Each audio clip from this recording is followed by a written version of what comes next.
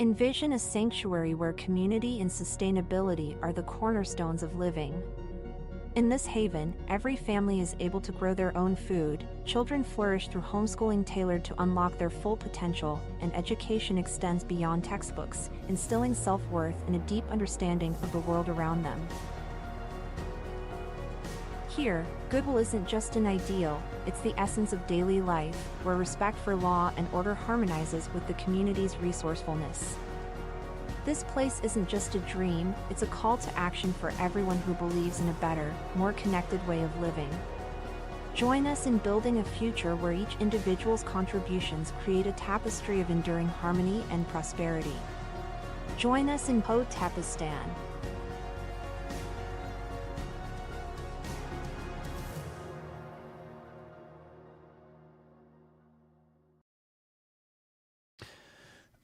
Sorry for my lateness, but the Grift Report starts right now. 2, 1, boom.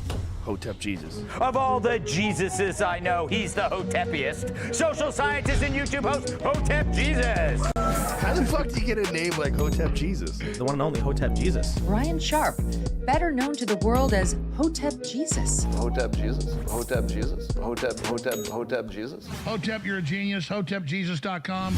Somebody said, what do you think you are, some kind of Hotep Jesus? Ooh, And that's I was good. Just like, ooh, that's sexy. Yes, I do think I'm Hotep Jesus.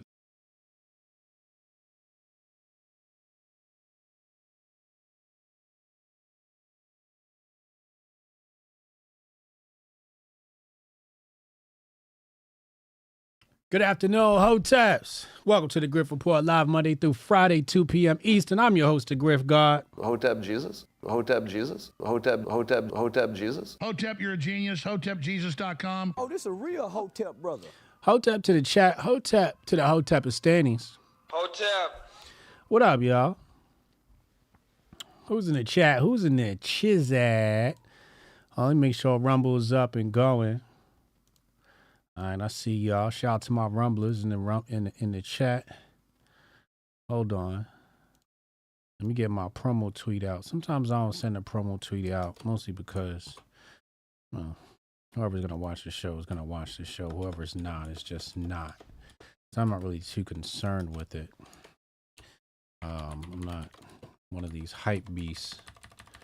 But Spirit told me to do it today. You know, I tend to just go whatever my intuition tells me to do. That's what I do. So today, intuition said, please promo.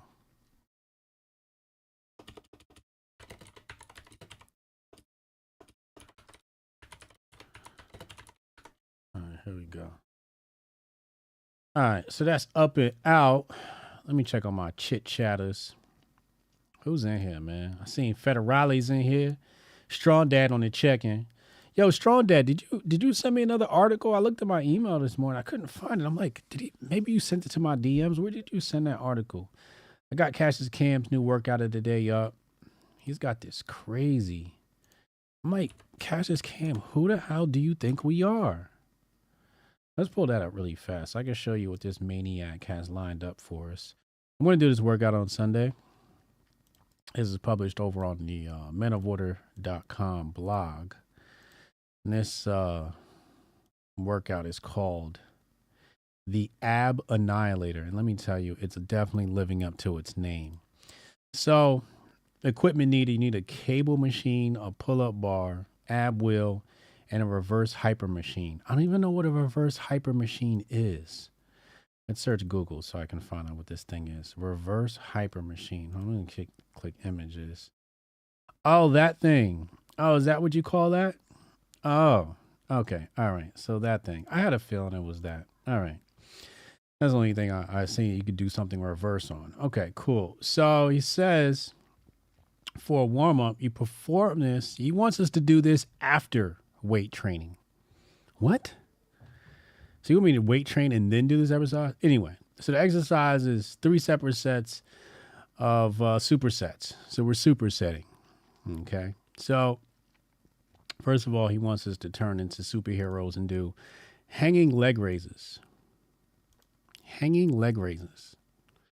Wow. Okay. Anybody in the chat could do one of these hanging leg raises. So we gotta do Russian twist and hanging leg raises as a superset, 3 times 20. I'm already tired. Then he says here the next is gonna be the ab wheel with the bicycle crunch, 3 times 20.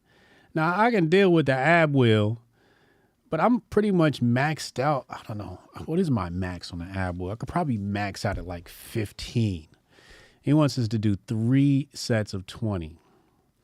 Then we're going to do cable crunch. I think I know what that means. I think that's when you grab the thing and you know, on the cable machine, and then you crunch down like that, and then do the reverse hypers. Then he gives us 1 to 2 minutes of reps in between sets. Chat. What the hell is going on? Anybody? Let's do this. What do you think the difficulty is? Out of 10 in the chat, what do you think the difficulty of this workout is? And why you guys, 10 out of 10 is extremely difficult. 1 out of 10 is super easy. Let's see the benefits. So he says, just like any other muscle group, your abs respond to progressive overload. Adding weight to your cable crunches, reverse hypers, and Russian twists over time will surely get your core right. Adequate core strength is paramount and helps prevent injury when performing heavy compound lifts. Spring is almost here. Start carving out those abs now. That way you're dialed in when it's time to hit the beach. Okay, that makes sense. All that makes sense. I like that. And obviously this is powered by the King of Muscle Apex. If you guys haven't gotten your Apex yet, it's going to help your body, stabilize your hormones, specifically testosterone. Okay. Some of the side effects is going to be increased libido. So the women or woman in your life are going to love you. Spotless Mind said this is an 8.2. Eticut 10. Andre Brown says 10. Matt Earth Theory says 5 out of 10. Matt Earth Theory, what are you, some sort of superhero? Are you like an ex-Navy SEAL or something like that, bro? Left Colonel says Max. Resuscitado says 7. Def Jewel says 20. Yeah, that sounds about right. 8.2 from Spotless. Spotless, you think this is only an 8.2? AK says 11 for me. AK, we're gonna need you to get on this one. This is we should name this one the AK Transform AK workout.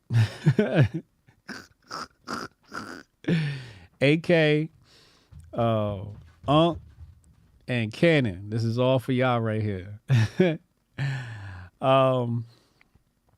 Do 100 Roman chair sit upstairs 2 times a day. Okay. For beginners, it's a 10. Yeah. If you say it's under a 6, you got to do it on camera. Facts. If you say this is under a 6 as far as difficulty, put it on camera and show it to us. Prove it to us. Okay. Loki said, I didn't simp for the white girl that got stomped out in St. Louis. I enjoyed, I did go look at, so, there was that white girl that got, her head bashed into the thing, and, she's in critical condition now by a little black girl, whatever. And, Loki was in there going back and forth, and spent several minutes of my morning this morning just smiling and laughing at some of the responses that he was getting when he said, basically he said, when you enter a fight, you got to be ready. And also don't fight somebody who's 3 times your size. And yeah, it's definitely not recommended unless you've been training for that. Yeah. Jeremiah says this is an 8 if it was a workout by itself. Okay. Justin says, I started Apex this week, so next week it's light work. Is Apex working that fast? I cannot guarantee those results. When we were 18, this probably would have been a 5, bro. Yeah, but we ain't 18 no more. You found some more Toriyama works? All right, send me a link or something on Elon's app, and I'll check that out. R.I.P. Toriyama.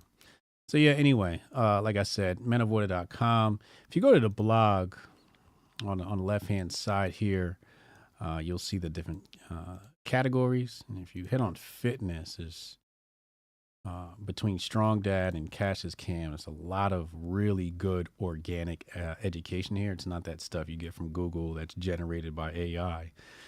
This is real life workouts from people who, Strong Dad's a bodybuilder, and Cash's Cam, he fights fires. So this is from real men doing real things. So yeah, go to menoforder.blog, hit the fitness category there, and let's get right. Let's get right. All right, let's put that aside. I did do my, I did get Flopex in today, Flow and Apex. So I'm feeling good. Feeling a little bit better from yesterday. Still a little bit of throat issues, pause. But feeling better, energy's back. Say my energy levels were like in the gym this morning, my energy levels were like a 60. I gotta be honest with you. I still did my workout. I just blasted shoulders today. Shoulders, I supersetted shoulders with abs and calves, if that makes sense. It probably doesn't make sense, but that's what I did. So yeah, that's that. All right, let's get into what we're going to get into today. Actually, let's start right here, since this is the first thing that's in the Grift bag. Don Lemon. Don Lemon got fired from a job he's never had. I don't know how. This is worse than Smokey. So inside paper here says, breaking. Don Lemon says that Elon Musk has canceled his X deal because he didn't like his interview. Now, really fast. I need your help before we get into this story. So what I want to do is I want to get with Taylor, and I want to start making this show a lot more professional by creating segments, right? So we're going to have like this big brain segment. And then we'll have like, a news update. So I want to have like this little animation we play and says, okay, news update today. So guys, help me out and tell me, what are the segments of this show and what should they be? Type them in the chat and we'll discuss so we can make this show feel like a real live show. All right, hold on a second. What is this? All right, cool. All right, let's go back. All right. So it says the Don Lemon show.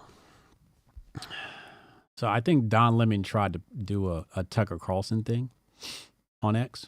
He says here, Elon Musk has canceled the partnership I had with X, which they announced as part of their public commitment to amplifying more diverse voices on their platform. I don't know why Elon would want to do that. Like, Don Lemon is a diverse voice, and then if Elon's against DEI, why does he want diversity? Like, those two things does not make sense. It just doesn't make sense. But anyway, I get the effort, I guess.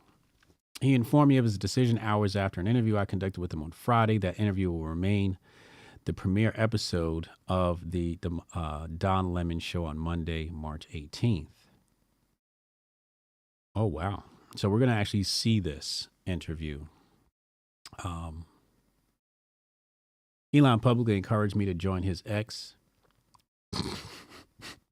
This is why you can't name the app X, man. It just reads funny. Elon encouraged me to join his X.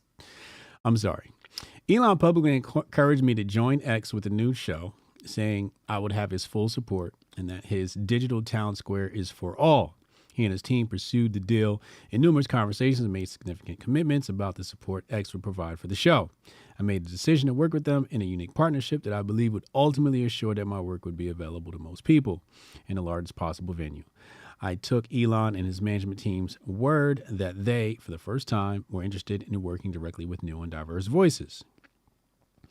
There were no restrictions on the interview that he willingly agreed to, and my questions were respectful and wide-ranging, covering everything from SpaceX to the presidential election. We had a good conversation. Clearly, he felt differently. His commitment to a global town square where all questions can be asked and all ideas can be shared seems to not include questions of him from people like me. Our conversation will be available on YouTube, wherever you listen to podcasts, and X. This will be the first of many episodes of The Don Lemon Show. While Elon goes back on his word, I will be doubling down on my commitment to free speech, and I cannot wait to get started. X said in response,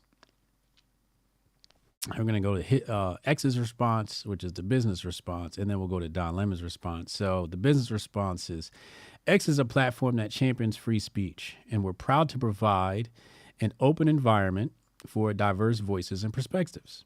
The Don Lemon Show is welcome to publish its content on X without censorship, as we believe in providing a platform for creators to scale their work and connect with new communities. However, like any enterprise, we reserve the right to make decisions about our business partnerships, and after careful consideration, X decided not to enter into a commercial partnership with the show.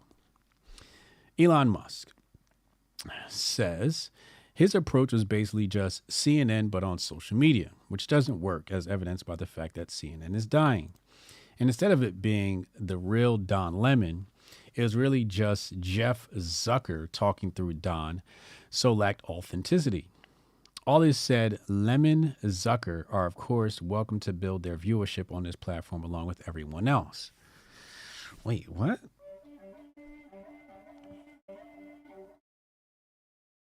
What's this got to do with Mark?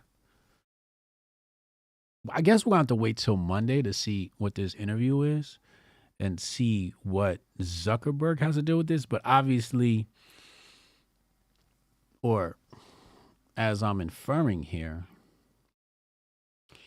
Elon's afraid of some competition or some conflict of interest with Meta.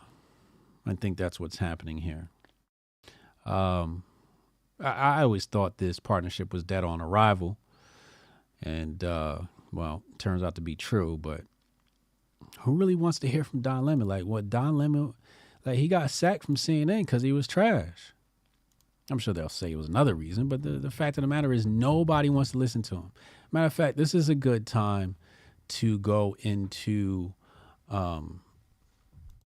my segment on Gutfeld last night. Let's see if we can pull this up and completely destroy the monetization of this video once again, as all of the monetization of all my videos are pretty much destroyed.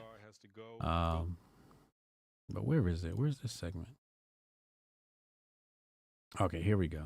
Livelihoods, the ones we know about are the ones that gain notoriety in lawsuits and in mainstream media. But there were a lot of people that were hurt and that were maligned. And these guys just keep choking out that content. They keep getting paid for it. And now not anymore. So I love watching this dumpster. I won't reserve judgment. I pass judgment all the way. I'm loving this. All right.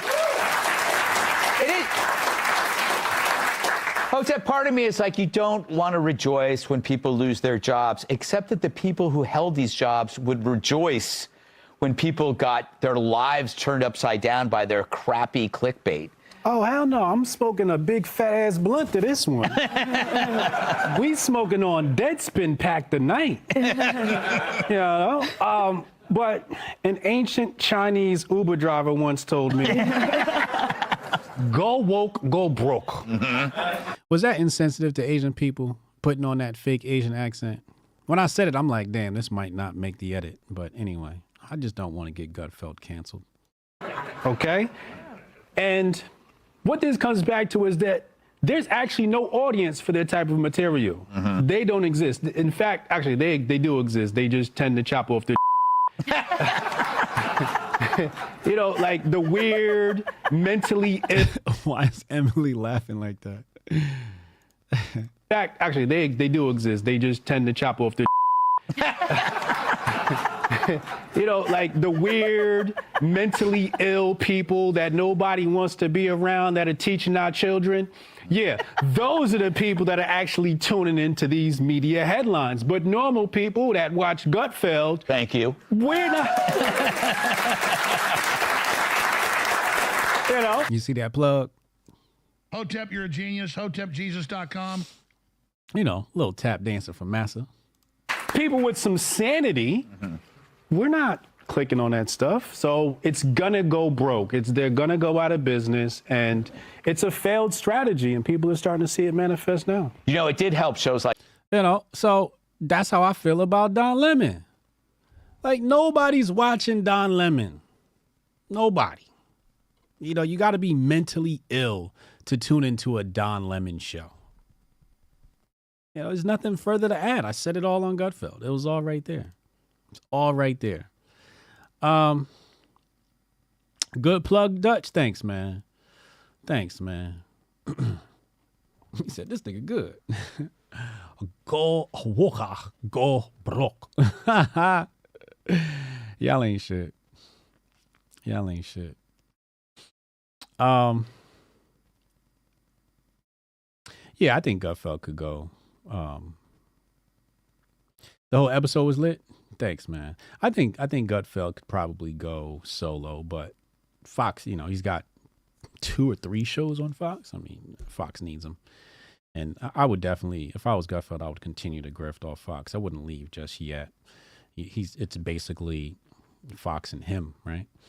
And probably Mr. Payne, and who else up there? The other cat, the other big cat, Hannity. Hannity is probably big. And Jesse Waters is legit as well. Not to diss any of the other voices, but yeah. No, it was funny. It wasn't insensitive. Okay. All right. I was on fire. Thanks, bro. Appreciate that. Yeah, I was loose, but I was also, I was just annoyed last night because I just, I wasn't, I don't know. I was just, you guys know I was under the weather. So my levels of not giving a fuck were extremely high. So I was very comfortable on the stage last night. Shout out to Gutfeld for having me on. He's a real one. Oh, this a real Hotep brother.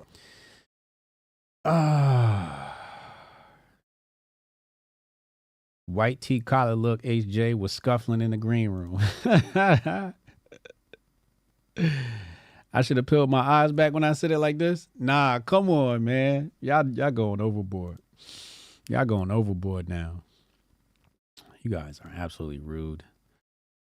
All right, let's go back.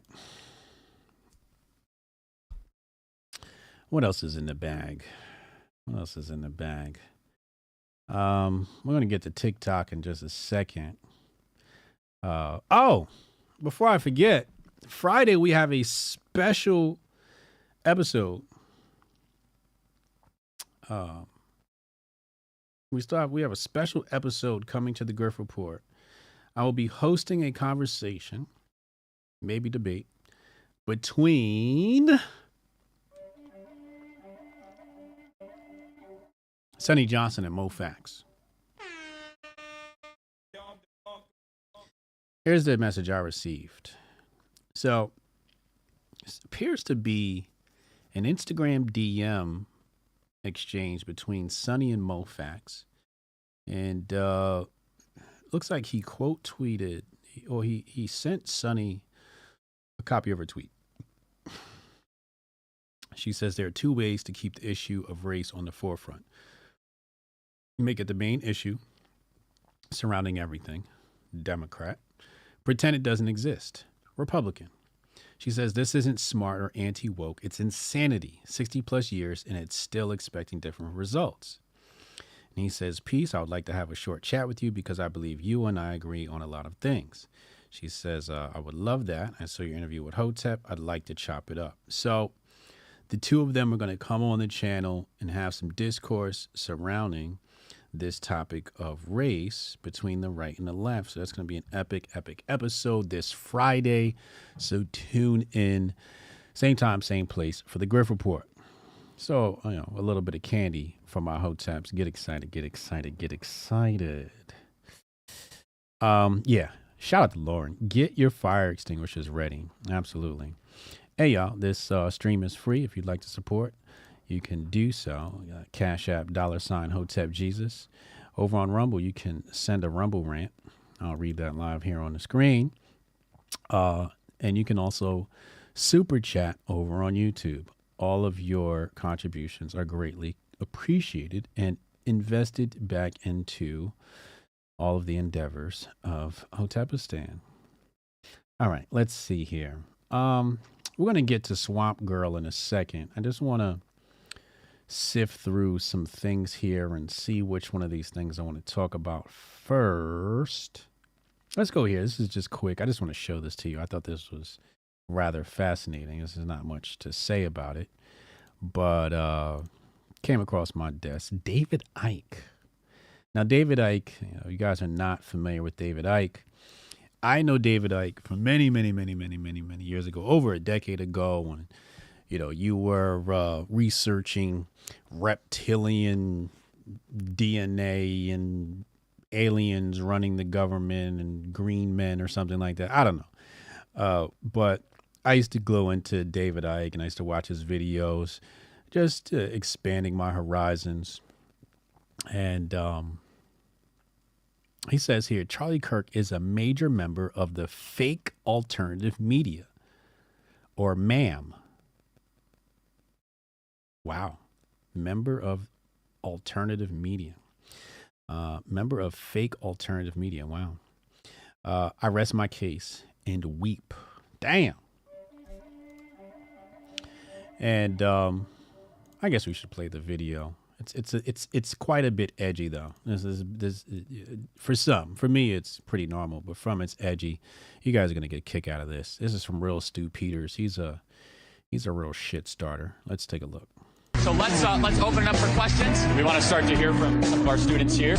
So my question is, if the president were to enact a policy that would completely benefit the United States and her citizens, but to the detriment of Israel, would you support it? Yes or no? Thank you for being here. I get a lot of questions about Israel in the last week. I will not apologize for my defense of our greatest ally in the Middle East. And then to just answer your hypothetical that has no concrete example to this day, if any country would ever support a position that would be against our own interest, I would not support that. From America First perspective, why do we give $3.8 billion to Israel, especially when they deliberately attacked the USS Liberty in the 1970s? That is incorrect. Do not peddle conspiracy theories in our event. That is not acceptable. Do not say that. Now, you know me, I'm going to call it straight down the middle.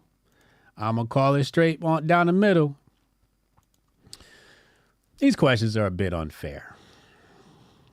I got to be honest. They're a bit unfair. You guys know how I feel about fake hypothetical situations. I'm like, come on, man.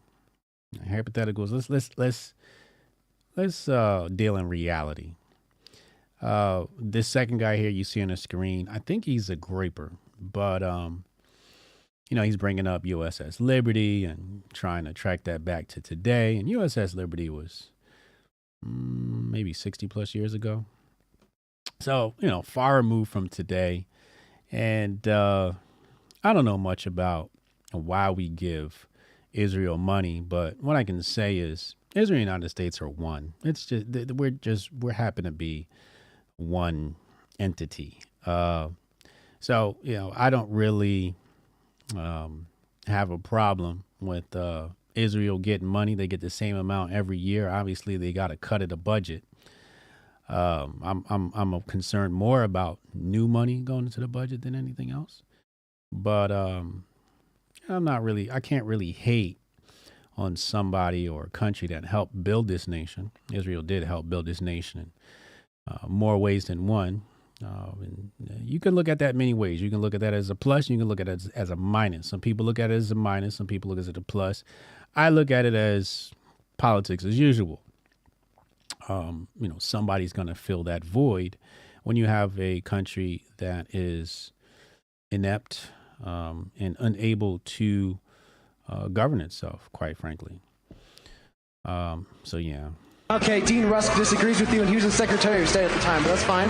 Well, I know you gave a speech. Oh, yeah. So I don't know if that's the USS Liberty is a conspiracy theory. I haven't looked into it that much, but I lean more towards it's not a conspiracy theory. I'm pretty sure it's a historical fact that Israel did sink a U.S. ship.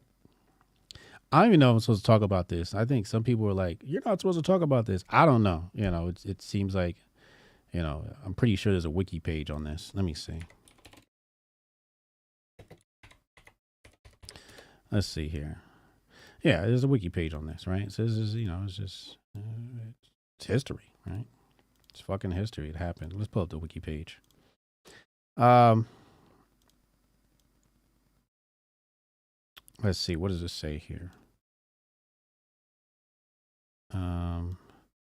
USS Liberty incident was an attack on the United States Navy technical research ship by Israeli Air Force jet fighter aircraft and Israeli Navy motor torpedo boats. 1967. During the Six-Day War, Israel apologized for the attack, saying that the USS Liberty had been attacked in error after being mistaken for an Egyptian ship, right? So that's the so-called official story. And yeah, so I don't know. Again, one thing about me, I don't like talking on shit I don't know, but it's not a conspiracy theory. This shit definitely happened, right? All right, let's go back to the video. It definitely happened. I mean, it's got a wiki page, right? And wiki is the most trusted source on the planet. No, maybe not. Okay. Anyway, let's go back. Chat's probably losing their mind right now. In Jerusalem early this year. Yes, I did. Were there any like awesome, fun dance parties that you guys had afterwards? 'Cause I heard that Israelis are some of the best dancers in the world. I mean, if you guys don't believe me, just Google dancing Israelis. It's insane how good their dance moves are. Would you agree or disagree with that? Israel's a beautiful country, a great country too. It is. They're our greatest ally. Correct. Thanks for being here tonight. Thank you for your question. Yes, and thank you, President Trump. Now that one's always gonna get me. Some people know about the dancing Israelis, some people don't, but it's a thing. It's a thing. I believe that comes from, if I got my facts straight, I believe there's the 9/11 conspiracy. And I think you just type in, oh, well, let's take a look at what Google says. 2, 1, boom. Oh, sorry, wrong thing.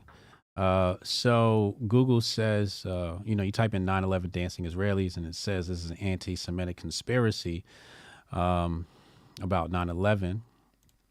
Let's go to images. And the thing I know is this image right here.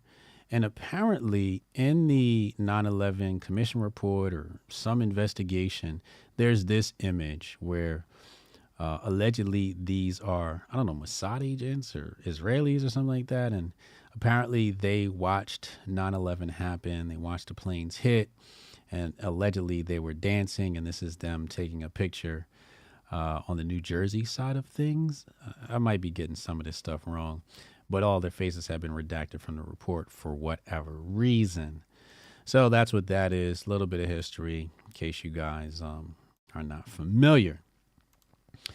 Blunt Step says, of course, the ADL pops up as the first link.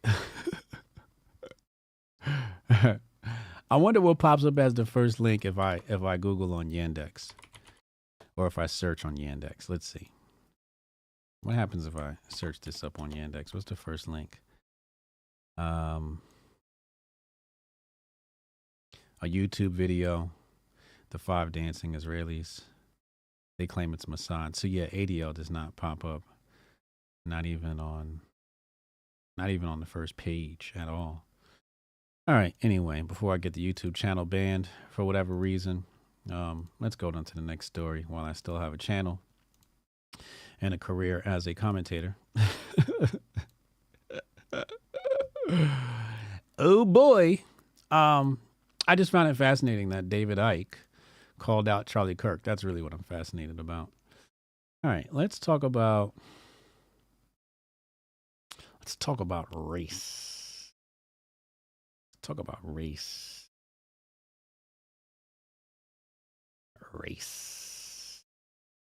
So,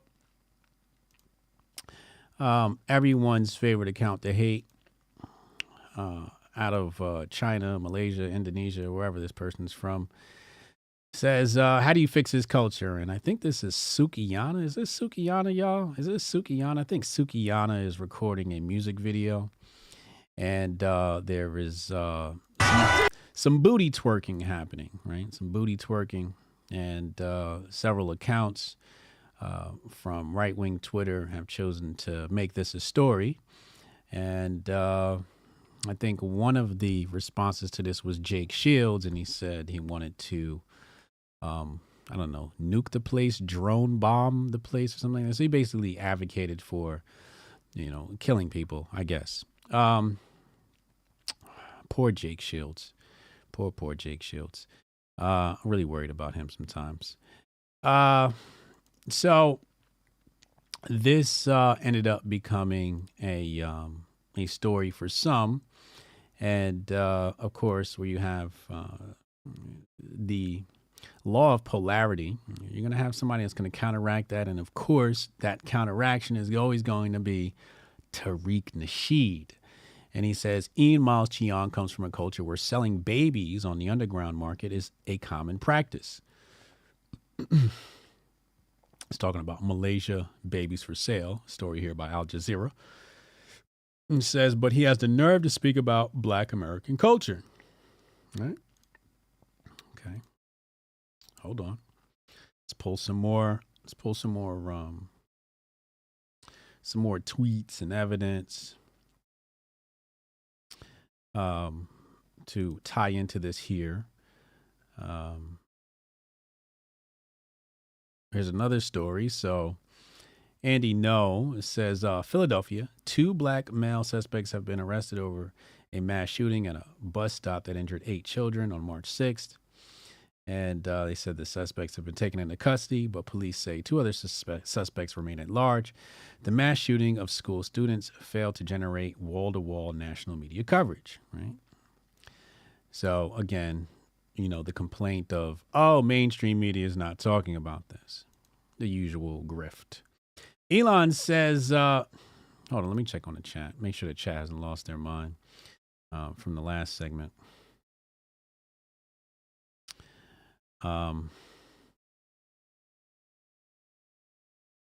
She said, I'm glad I didn't Google on the work computer. Yeah, you definitely would have got fired. I'm like, what the hell is Lauren Googling on her computer?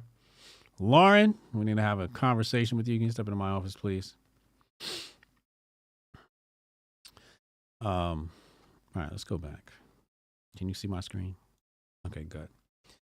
Elon Musk responds and says, seems to be hardly any coverage of this mass shooting. The legacy media is racist against Asians and whites. So only prints crime involving those racists. Sonny Johnson responds. Let's go to Sonny's response here. Pull this up big. Pause. Sonny says, this isn't about the protection of Black people.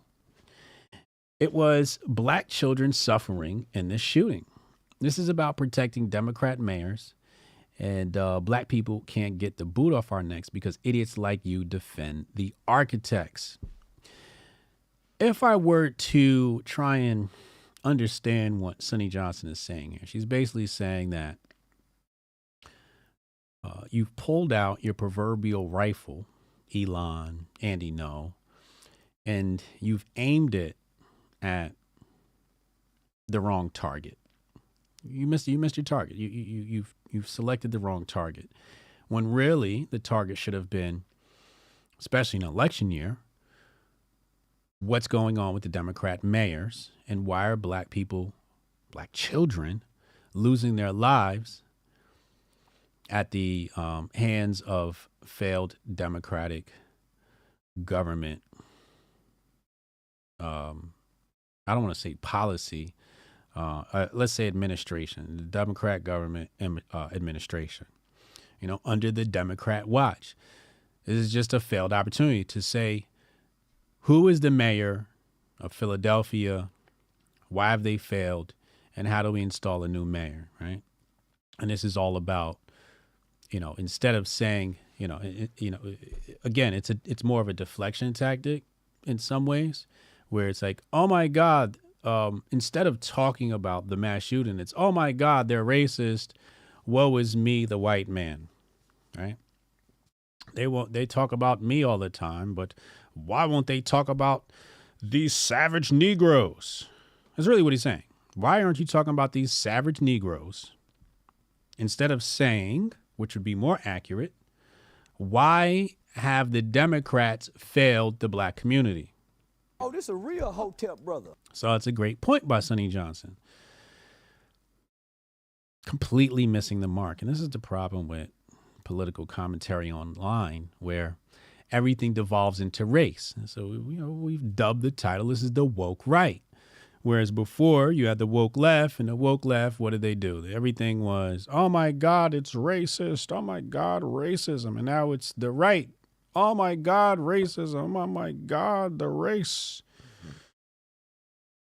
So we're going to get a healthy helping of this all year, right up until the election, and then hopefully everybody forgets about us being black people, so we can go back to minding our business. Continuing along with the topic of race and shitty takes, I want to show you a really shitty take. So, last time I brought up this account, Qblurts, they had misinformed their audience about me and my political beliefs and said that I was some sort of anarchist or something like that, when really I'm, I don't know, a capitalist, communist, fascist, if that makes sense. But I definitely lean more towards fascism, obviously under the Hotepistani rule and not under democratic rule. But I'm definitely more of a fascist. I definitely do believe that there needs to be some form of government. I do believe that. I do not believe that there should not be a government. In fact, all tribesmen, villages have some form of government, and there needs to be a hierarchy. There needs to be some centralized decision making, at the very least, in regard to trade and defense. Okay, so the primary job is to ensure trade between nations happens fairly.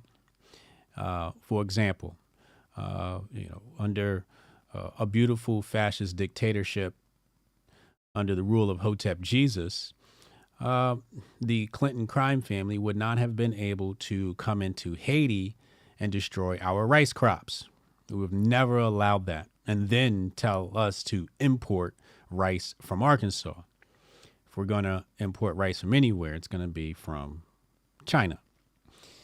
So let's look at this shitty ass take, right? So first of all, this take is based upon fake news, right? We covered this the other day, how the cannibal situation in Haiti is partly fake news. I don't know how much detail. My brain sort of I did a fork in my brain trying to decide how much detail I want to provide, because we gave a ton of detail the other day in regards to Haiti. But let's just stick to what this says. It says a cannibal gang and its barbecue leader push Haiti into chaos.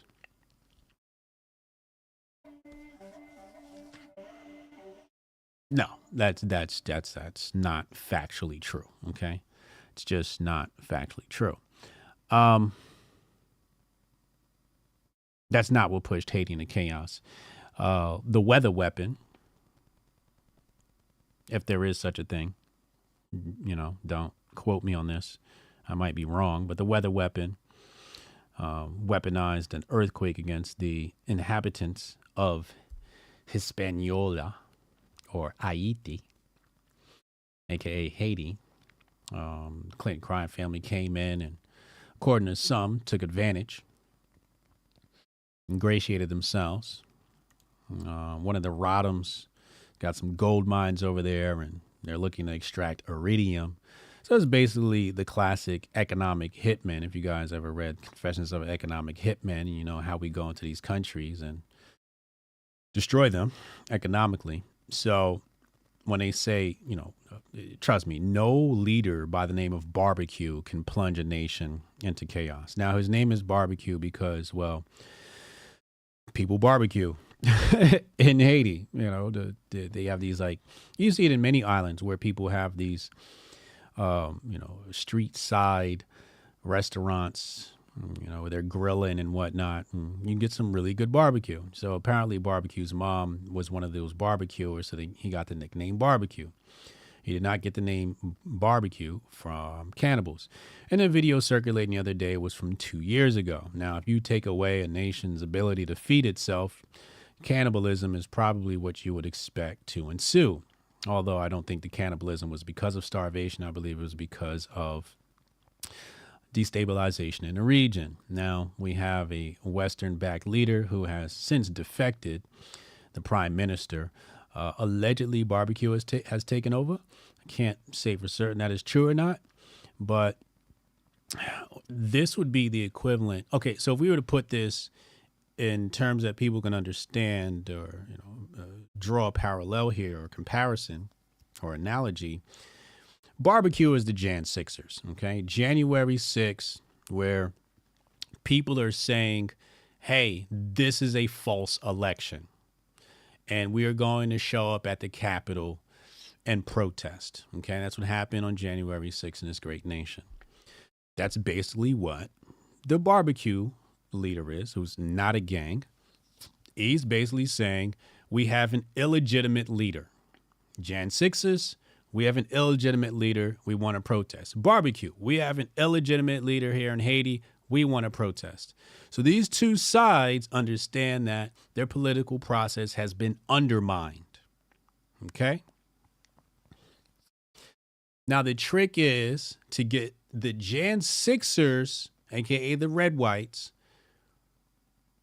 to champion a cause to back the West to destroy a people's rebellion in Haiti. Okay. So Q blurts says Biden should bomb this place before it's too late.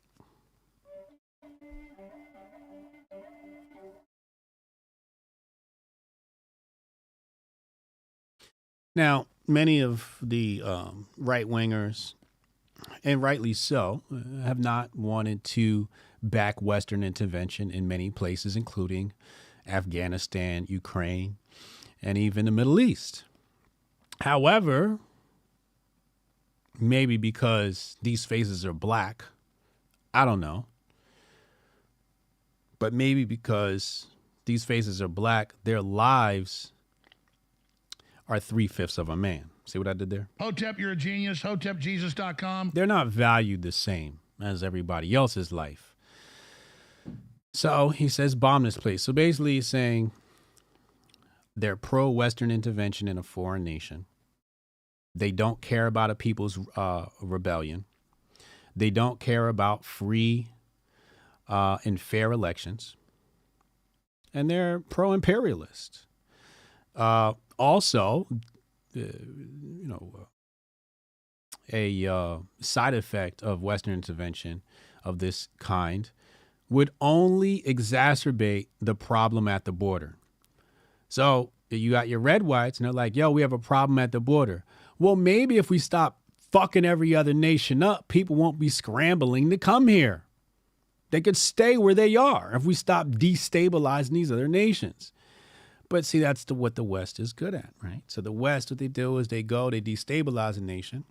And the West is controlled by globalists who have no allegiance to any of the nations. So they not only want to destabilize other nations, they want to destabilize our nation. So they destabilize another nation. Those people realize they can't live in those conditions. So they cross the border and then they say, hey, you're welcome here in this nation. And people here, the People's Rebellion, are saying, no, they're not welcome here. But they come here anyway and it starts destabilizing our nations. It's not just destabilization across the board, which just creates more problems, which adds to the Hegelian dialectic, problem, reaction, solution, and then you get more government bills and spending, and the people on the Hill get to pay their friends with unlimited budgets. It just keeps going on and on and on, because if you always have problems, and you always have a reason to create a new department and a new budget and a new committee and a new team, et cetera, et cetera. So this is just one of the most shittiest takes I've ever seen. I hate to be that guy, but this just feels racist, because how else do you substantiate that this is a good take? It just doesn't make sense. It's just horrible. So I like to, put that, because I know we got some new Red Whites here that just came over from Gutfeld that need this new Hotep education. Many of the new viewers today are watching and they're not familiar with what I do. They saw one version of me on TV. They're getting another version of me now. Just want to make sure that we educate them and welcome them into Hotepistan with right and true facts.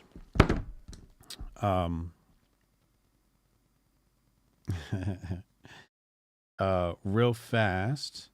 Thank you to my Cash App, Haram Life. Just Cash App me. Appreciate you. Make sure you listen to the Haram Life podcast. Let's take on the chatters and then we'll get into the next story. I'm running over time today, but it's all good. They saw the black, yellow thumbnail and assumed you were ANCAP. Yeah. Yeah.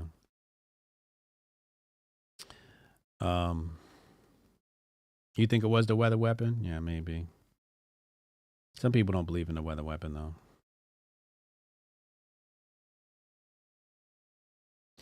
When facing starvation, why is the default instinct to become cannibals instead of vegans? I think the issue is because you can't grow crops once they destroy your crops. Like, for example, when, Hillary Clinton leaves formaldehyde all over the place and it destroys the soil, you can't even grow crops. So now you can't even be vegan. Saw a lot of comments of people saying he burns people alive. Yeah, a lot of fake news. Some people saying barbecue is controlled op. Maybe, I don't know. Lauren says we are not the world police. Well, we sure as hell act like it, but you're right. We shouldn't be. They want to turn barbecue into barbecue. I had a double entendre last night.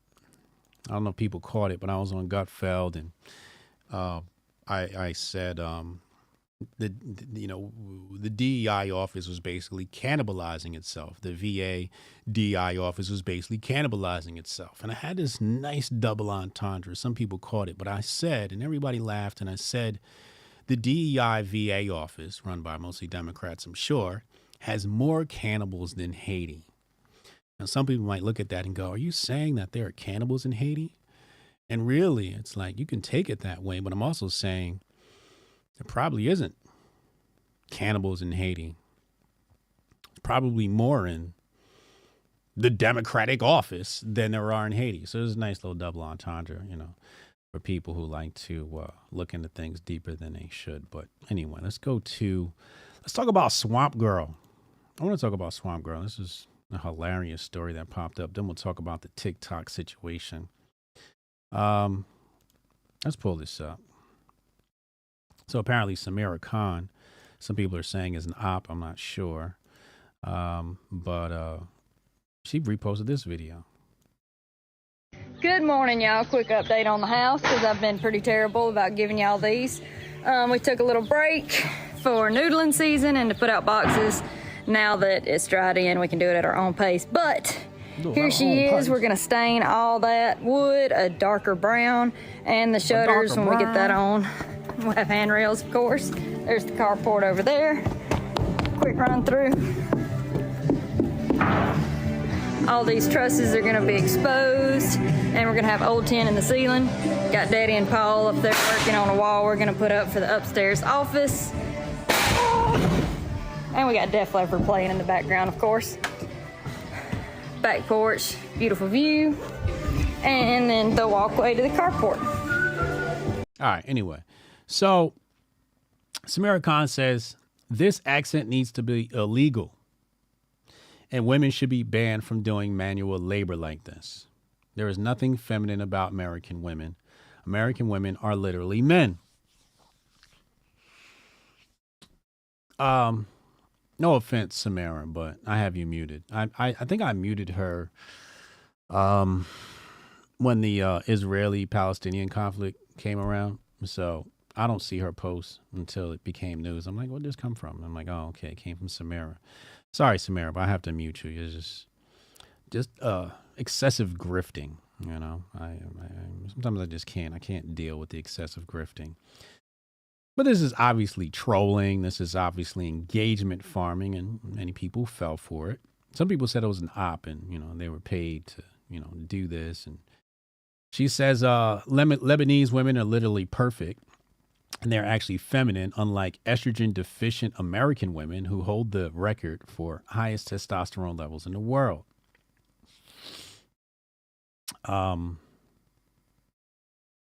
She got community noted. Community note says estrogen varies by many factors. Average and national age, weather, and diet can change levels. There is no evidence that the U.S. has low estrogen or hold the record for highest female testosterone. I don't know about that. I don't know. I'm pretty sure I read somewhere that women in America, especially we're talking about working women, tend to have high levels of testosterone. But I don't know. Maybe they're on Apex or something. I don't know. Although Apex wouldn't boost a woman's testosterone, it would stabilize her estrogen because these are just hormone balancers inside Apex. So, real quick note, ladies, if your hormones are out of whack, you can actually use Apex. Apex actually has ingredients that help women stabilize their hormones. We just don't market it that way. Says high value American men should become passport bros. Don't they deserve better than the filth they are limited to in their own country? Do you agree or disagree? I'm going to come back to some of these points and make some noise about it. And then she tries to save face a little bit. Melania Trump is the ideal. Most physically attractive American women, Levantine women, Eastern European women. Most physically attractive? I got to be honest with you. The most physically attractive woman on the planet is a blend or African. But you're gonna need some African in the blood. You're gonna need some African in the blood to create the ultimate standard of beauty. Okay, because we're just not into flat asses. That's just is what it is. We need women that are shapely, and the women that come out of Africa are quite shapely. Okay, even white men love them. The red whites love them. I remember my Caucasian or white Uber driver. Shout out to the Yamnaya tribe. This Yamnaya man says to me, we were talking about politics, and I told him I knew who Candace Owens was, and I hung out with her, and he says, he says he's married, but when him and his homies go on vacation, they like to mess around with black women. And he asked me, how is her ass? Does she have a nice ass? And, I obliged him, and I confirmed that she has a wonderful posterior. And he was like, I know it. I know Candace Owens had a nice, juicy fatty. So, but out of these options, American women, Levantine women, or Eastern European women, I'm going to have to go with American women. I think American women, I'd probably vote American women because we got to blend. When you're blending race, you ever seen a black and Asian woman? Oh, my God. I mean, you ever seen a black and white woman? Some of the most beautiful people on the planet are mixed people. It's kind of interesting. Liberate America from tomboy occupation. Okay. Tomboy occupation. What else is in here? Anything else? Then she grifted that into a Twitter space and then some other shit here. All right, let's tackle some of this stuff and then we'll move on to, the TikTok situation. The accent, I don't mind the accent. I kind of like a country accent on the chick. It's pretty attractive. I think the least attractive accent for all women is probably a Brooklyn, New York accent. That's just not attractive. New York accent is probably the least attractive one of women. It's just a little too masculine for my taste. Sorry to any women from New York offended by that. But I think the Southern accent is cute. Now, I'm going to keep it 100. We're going to call a spade and be honest here. Is Swamp Girl the ideal for a man? And the answer is no. She's not the ideal for a man. All right. Look at those guns. You know what I mean? Like, I don't want no woman with guns. Okay. Now, if it's the end of the world, that might come in handy. And although the end of the world is probably coming, maybe I'm wrong here. It's just not the ideal. A man really does want a feminine woman. Now, does that mean that we're passing on her? We're also not passing on her.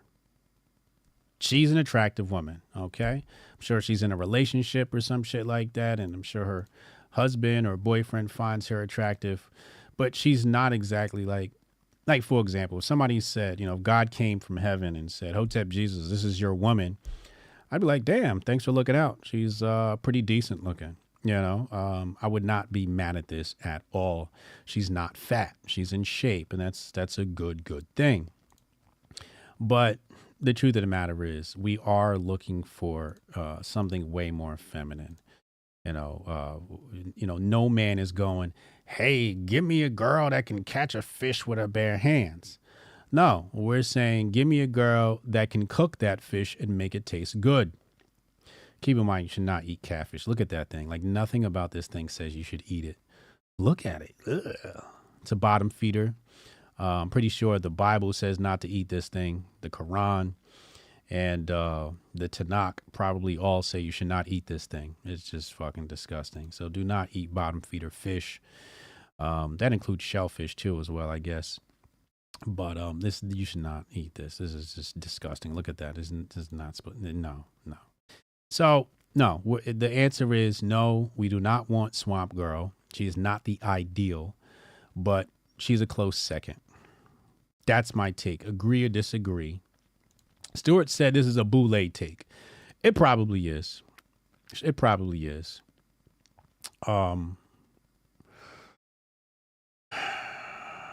Yeah. Now somebody says, what if could you take her to a formal event? I'm sure she's not going to come dressed up like Swamp Girl to a formal event. So you can definitely take her to a formal event. Okay. He says that's why the oceans are messed up. Is that true?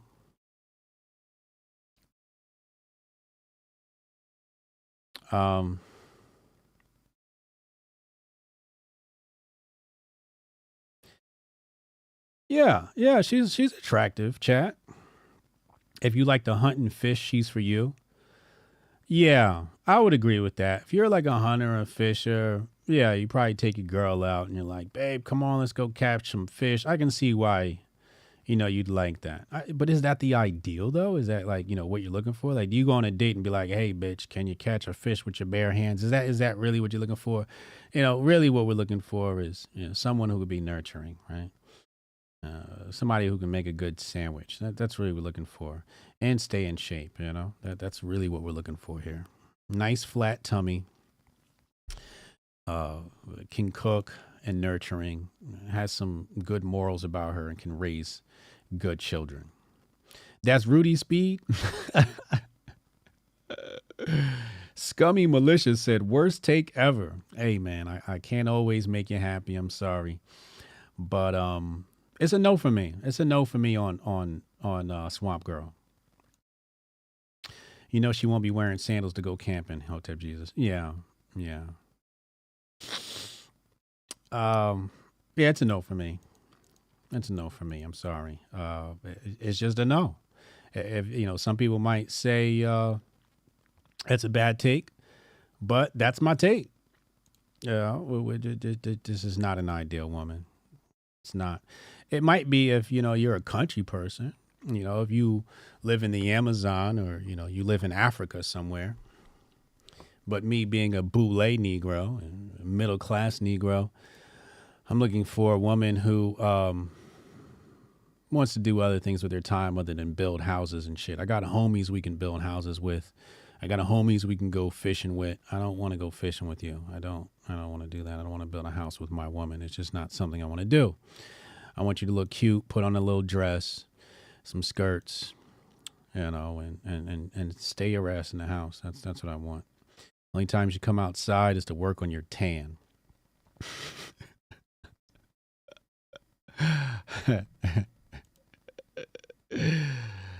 Oh, man. Sorry to all the new Gutfeld viewers. They're like, who the fuck is this Hotep Jesus guy? Hey, man, listen. Make sure you hit subscribe while you're here.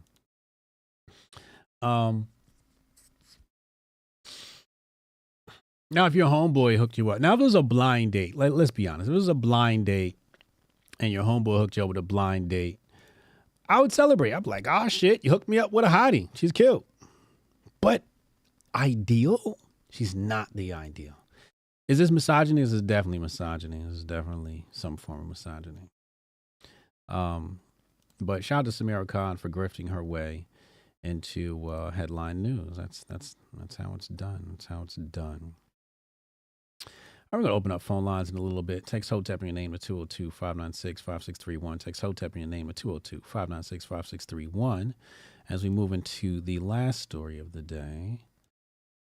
House passes TikTok bill 352 to 65, requiring TikTok to divest from China or face U.S. ban. And hold on, let me pull up the other pieces of commentary here. One of them is from a Mr. Tim Pool, podcaster Tim Cast. I believe he's a new podcaster, a rookie podcaster. And he says, this amateur podcaster here, he says, I'm for it. TikTok should be run by Rumble. Problem solved. I feel like one of my nose hairs has grown too long and I need to clip it. I can feel it like tickling my nose. Anyway, I'm sorry. I don't agree that we should let China, Russia, Iran, or North Korea dictate to American youth what is or is not. Now, I saw one take from somebody and they said, this I thought was a terrible take. They said, the House wants to ban TikTok. Congress wants to ban TikTok because the TikTok algorithm is right wing. And I'm here to tell you that's not true. That is unequivocally false. And how do I know this? Because all of my good right-wing media content about masculinity has been banned from TikTok. I got reported I got reported and all types of other stuff and videos removed. The most fascinating thing is I posted a video commentary on something from the CDC website where the CDC was talking about the effects of the jab on fertility. And this is right from the CDC website. TikTok banned that video. So whoever said that TikTok is right wing, that's not true. That is just not true. I think what the real story is why the United States wants TikTok. And I might be off here, but follow me, y'all. This is 10-4 Koofy take here. I think it's because they want access to that code that allows TikTok to snoop on people. They're like, oh, they have spy tools. We want access to the spy tools because our spy tools need an upgrade. And we're sure China has much better spy tools than us. So we don't only want Zuckerberg spying on you. We want to take this over, have a U.S. company run it so we have more spy tools to our disposal. That's my 10-4 Koofy take. Yes, the U.S. wants the data. Correct. They want the data. They want the programming. They want the app. They want the spy tools. That's my 10-4 Koofy take. Right? It has nothing to do with, we want to protect citizens. They always use that excuse about, we want to protect U.S. citizens. No, the fuck you don't. You have failed at protecting us at every single turn, starting with our diet. You've just failed. You've just failed us. Now, I'm going to get into two more takes here, and then we'll open up phone lines. Text Hotep your name to 202-596-5631 to get on my phone. And let's pull these two up. And I just want to show you another shitty-ass take. Nina Turner. Is that her real name? It was just like some play off of Tina Turner. Anyway, shout out to her parents. The House of Representatives just passed a bill that could ban TikTok. Not raising minimum wage, not lowering health care costs, not lowering housing costs, not lowering child care costs. TikTok. Now, the first thing wrong with this shitty ass take is it has nothing to do with TikTok and nothing to do with this bill. This is just, shoehorning some shit into the argument. But I get it, right? You want to shoehorn some shit in there. It's like, hey, you have better things to do, right? So this is like an opportunity cost argument.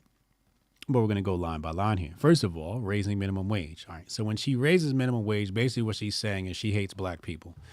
She hates the lower class. She hates the middle class. She's a classic Marxist, and she wants equality of poverty. Basically what she wants to do is she wants to completely eradicate the economy so that everyone is dependent upon the government. That's basically what she wants to do here. Now, she's either doing this wittingly or unwittingly. I'm still not sure if she's a paid agent of communists or not. But that's what her rhetoric is purporting here, because you don't want to raise minimum wage. You raise minimum wage, and basically what you do is you make it harder for people like me to hire people.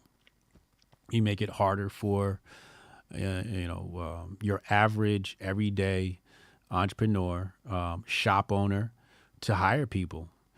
And then you also hinder the people that want jobs from gaining experience. People think that you go to a job for money, and that's part of it, but really you're going to the job for job experience. How many times have people complained and said, I went to school 4 years, I came out expecting to get a job, but the job told me I need a job experience.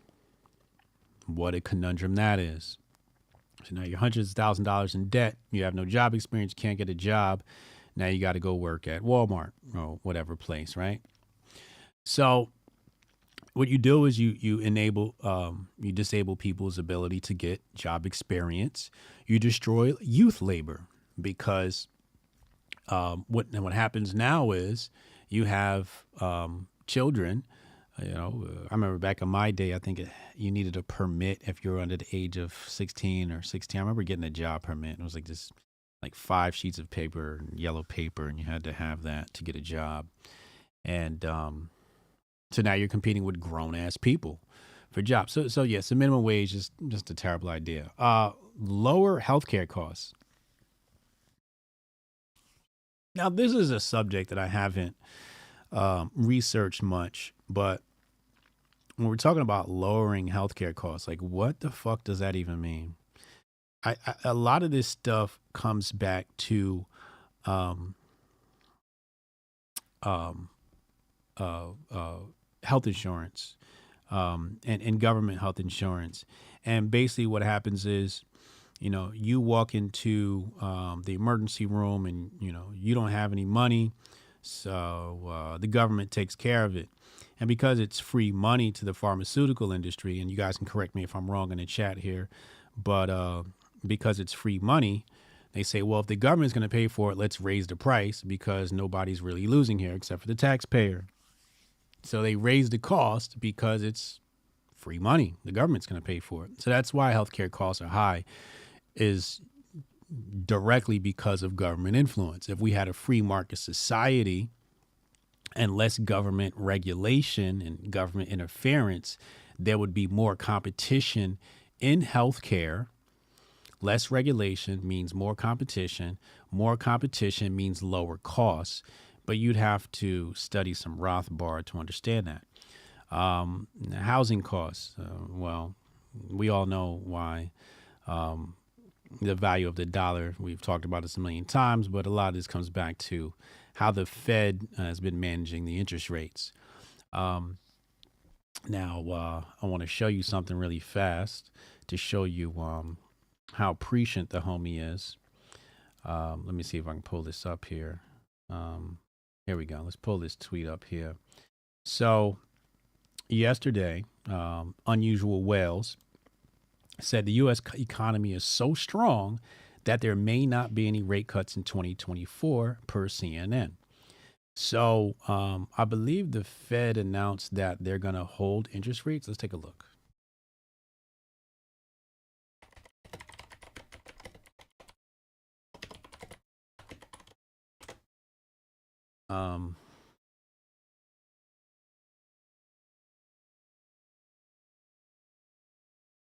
Okay, so I don't think a formal decision has been made, but Jamie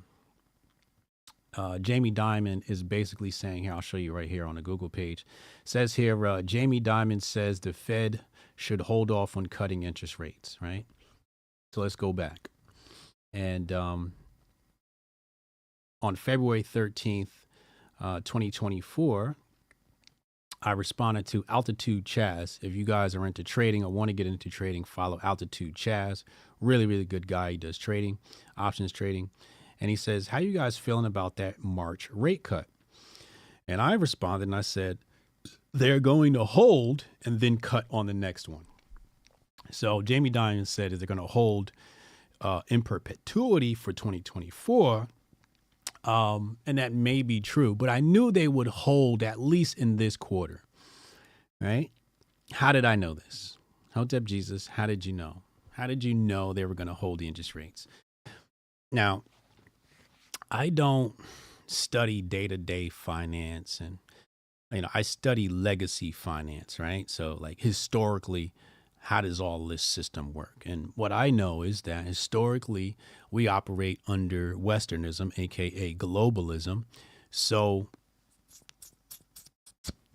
we tend to take orders from the global establishment, okay? And the global establishment was set to hold interest rates. Actually, no, let me take that back. I did not have that information. No, that's not how I came to this. I'm just now recalling. So the way I knew that they were going to hold, I'm trying to backtrack to my mind then. I think it was because we're in an election year, right? And again, I wrote a book on, if you guys haven't got my book yet, Patriot Report, Unmasked Conspiracy of Money and War. This is a history of central banking in the United States. Go get it on my website, HotepJesus.com. Hotep, you're a genius. HotepJesus.com. So, me trying to remember what I was thinking about a month ago, it was like, it's like getting inside the head of world bankers and what would they do in an election year, right? And I'm like, so if they lower interest rates, that's going to free up a lot of money, right? It's going to make money cheaper to get. And then you're going to have an accelerated economy, okay? And things are going to start to come back to life. And I was like, they're not going to give us any breathing room in the first quarter. Why would they give us any breathing room in the first quarter? Why would you do that? You're the bankers. You just made people suffer. This has nothing to do with numbers. It has nothing to do with CPI and inflation and all that. This has to do with the fact that they just want to fuck our lives over. So, and if you read my book, you would be able to follow that. So I'm like, no, they're definitely not going to, take their foots off our necks in the first quarter. I think what they'll do is they'll wait right before election, cut interest rates so that right before you hit the polls, prices on things lower, mortgages become, the interest rates on mortgages drop, the interest rates on, well, let's just say loans across the board, right? It's cheaper for banks to lend out money. That's really what cutting interest rates are going to do. So it would make sense that if you want to keep the election race close and tight, keep in mind this is all conspiracy theory. If you wanted to keep, because right now, I mean, it just looks like a landslide win with Donald Trump, right? But the two things that are helping the Democrats keep this race even remotely respectable, one, the Democrats' ability for grassroots outreach. They don't need to troll on the internet to get votes. They have boots on the ground executions that keep them at the top of the pile. And two, they've got the bankers behind them, right? And the bankers, Jamie Dimon and these guys. So the way, it's going to look is they want to keep it fresh in people's mind, right? So if the elections are in November, then we should expect rate cuts maybe the beginning of that quarter, right? Which would put us in October, September, October. So I would expect rate cuts to happen. I think they'll probably hold this quarter, next quarter, and then maybe wait till third or fourth quarter for a rate cut so that when people go to the polls, the last thing they'll remember is Joe Biden saying, look, before I left office, I lowered the price of gas and chicken, and now you can afford to buy a house, and now you can afford to buy a car. The Biden administration did that, when really it was because the Fed lowered interest rates. Am I even remotely close here? Am I even remotely close here? Don't act like Hotep maybe told you in November. Did I say this in November? I may have said this in November as well. I can't remember all of my takes, but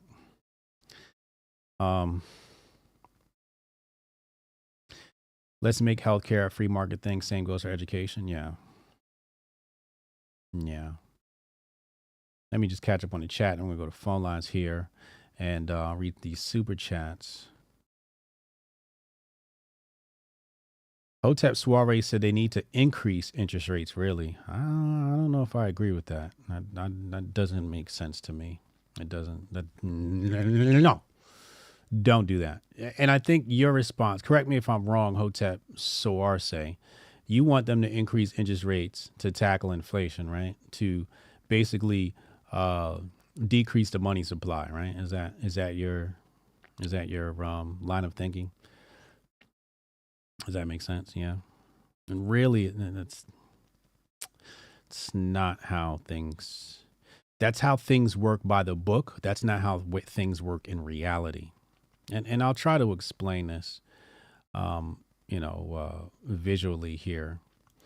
I'm right. It's the same loop, right? Yeah. Yeah. He said that's a reach, HJ. They might as well give out stimulus checks.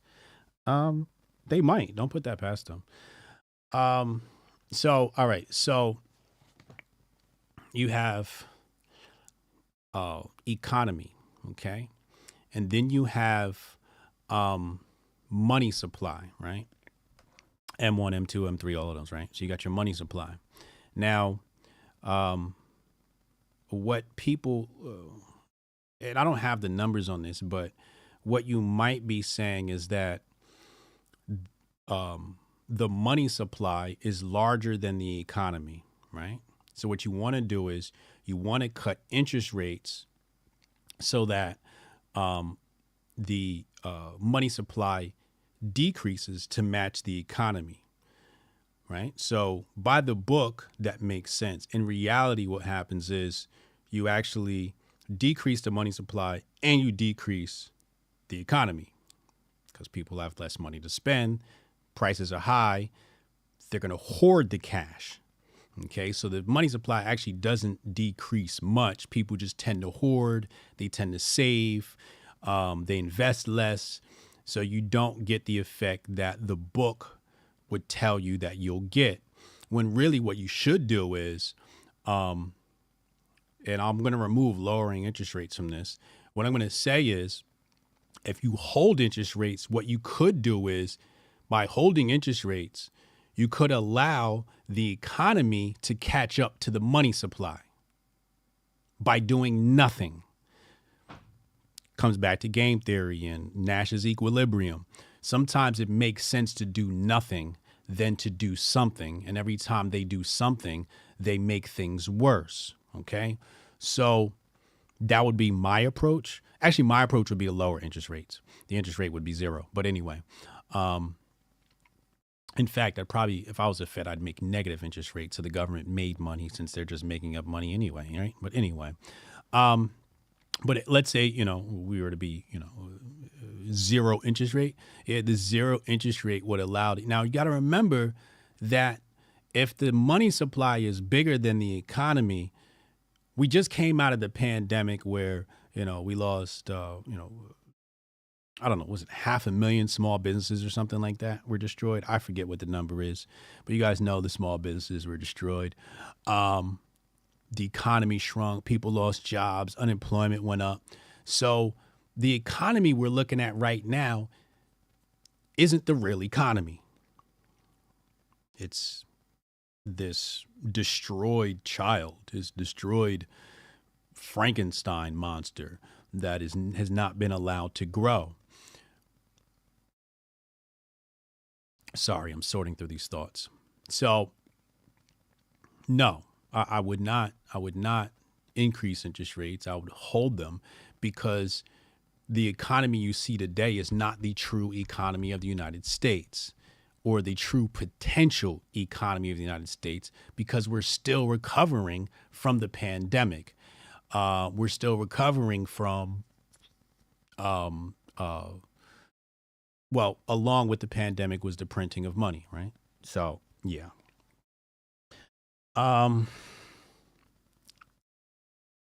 So entertainment says, but if inflation is higher than ever, Matter of fact, let's go to the phone lines. Y'all can call in. Text Hotep in your name, 202-596-5631. Text Hotep in your name, 202-596-5631. And I will be right back after this short, brief commercial break. And, you know, we can talk. I can talk about this money shit all day. It's my fucking subject. Love, love, love talking about it. Not exactly an expert, but I know enough to carry conversation. I'll be right back. Envision a sanctuary where community and sustainability are the cornerstones of living. In this haven, every family is able to grow their own food, children flourish through homeschooling tailored to unlock their full potential, and education extends beyond textbooks, instilling self-worth and a deep understanding of the world around them. Here, goodwill isn't just an ideal, it's the essence of daily life, where respect for law and order harmonizes with the community's resourcefulness. This place isn't just a dream, it's a call to action for everyone who believes in a better, more connected way of living. Join us in building a future where each individual's contributions create a tapestry of enduring harmony and prosperity. Join us in Hotepistan.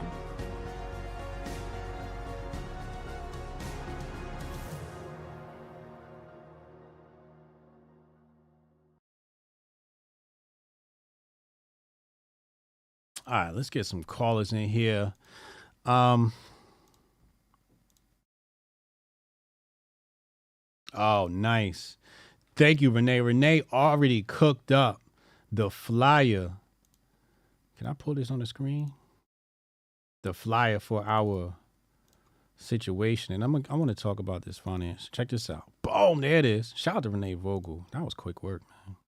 So Friday we got Sonny Johnson, Mo Fax, this Friday, 2 p.m. on the show. Make sure y'all tune in for that conversation. It's going to be epic. Thank you, Renee. You the man, bro. All right. Where's my phone? Hold on.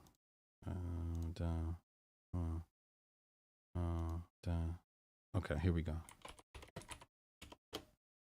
All right. Let's go back here. Daniel Hawk. Nah, they 3/5 because they French. Uh-oh. Damn. Shots fired. Daniel Hawk, thank you for the $20 super. Should Trump fix Haiti to help fix the U.S. reputation abroad? Because Clinton's destroyed it under the name of USA coming to help. They promised on our behalf and just looted. I say we do whatever Haiti wants us to do, which is, and I don't say if Haiti says, send us money, we should send them money. I don't mean it like that. What I'm saying is whatever the people of Haiti want, they're going to say something like leave, right? That could be one solution. that like when you say help Haiti, like leaving is probably going to help Haiti. Let Haiti fix Haiti. That's helping, in my opinion. Shout out to my rumblers rumbling. I see you. Hold on, let me see something. I want to come back to some of these comments on finance. Where is it?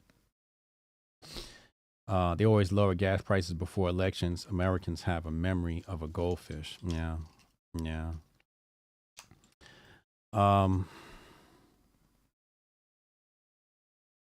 That's their age. No, I think I covered that. They might as well send me a I covered that.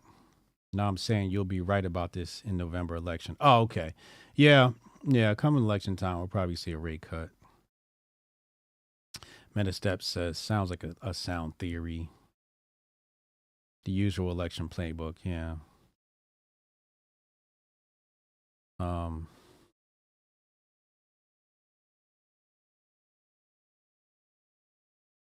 Just got another email. Give me my STEMI checks equal votes. That's facts. Okay, but if they drop the rates, they can't create chaos to introduce CBDC, right? That's true. Also a good take. M2 discontinued. I keep sending payments and they keep saying, are you sure you can afford this? Still doesn't matter. You won't be able to afford a house. Yeah. They'd have to hold interest rates for years. Yeah, probably. It's definitely a long-term situation, which is why it's weird. They keep playing with interest rates quarter to quarter. And it's just like a lot of this stuff is Decisions are long-term decisions. You got to let it chill for a little while to see even how the economy will self-correct. Okay, so he says if inflation is higher than ever and people are struggling to buy basic essentials, so by holding, you're only delaying the inevitable. All right, so first, in order to talk about that, we have to pull up the definition of inflation. All right, so let's get that for you here. Anybody know what the definition of inflation is? Somebody put it in the chat. What is the definition of inflation?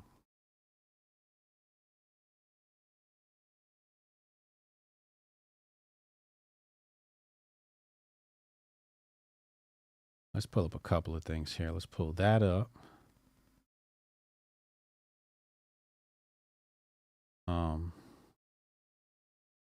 pull this up. Pull this up.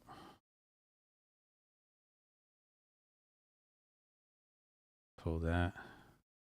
All right, let's start here. We're going to start with this tab, and then we'll go to the other ones. Anybody know what inflation is? More money chasing less goods. I like that definition. It's a sound, concise definition of inflation. More money chasing less goods. I love that. I love that. 2 consecutive quarters of negative growth. I thought that's a recession. Isn't that the definition of a recession? According to them, right? All right, so let's put this on your screen. And then we'll, the other caller hasn't called in, so we'll get AK right after this. So here we go. Never forget, inflation is not an increase in prices. Inflation is a reduction in the value of the currency. And don't let anyone convince you of different. Okay? So, lowering rates. What does lowering rates do? It makes money cheaper. That's why I say hold. Just leave it be. And things should self-correct. Let's go to the next one.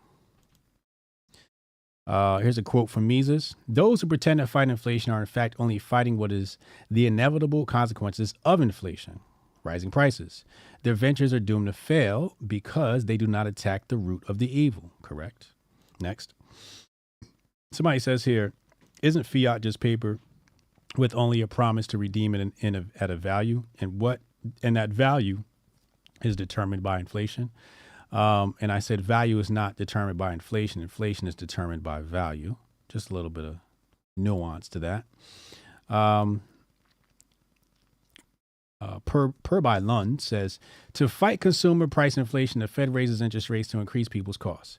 With less money, they consume less. So firms must lower prices to sell, which may cause prices to fail. None of this, of course, addresses the core issue. Why did prices overall shoot up? Now, as I'm reading that, none of that makes sense. But anyway, I responded and I said, the Fed likes to hide its flaws with the concept of prices. But prices reflect value, which the dollar is losing. Inflation is simply the cause of a failing currency, which the Fed is responsible for. Their interest rate game is like spilling red wine on a $25,000 white alpaca rug and trying to clean it by rubbing it in with a brick. Now that's a little analogy I took from American Gangster when Frank Lucas was mad at, I think it was his cousin, for spilling red wine on his $25,000 alpaca. Blot that shit, you don't rub it. Put some club soda on it. You know what I mean? Y'all remember that scene? Classic scene. Let's go to the last one. Inflation is not always attributed to money supply, but often is. It can be affected by things like socialist price controls and various other factors like interest rates.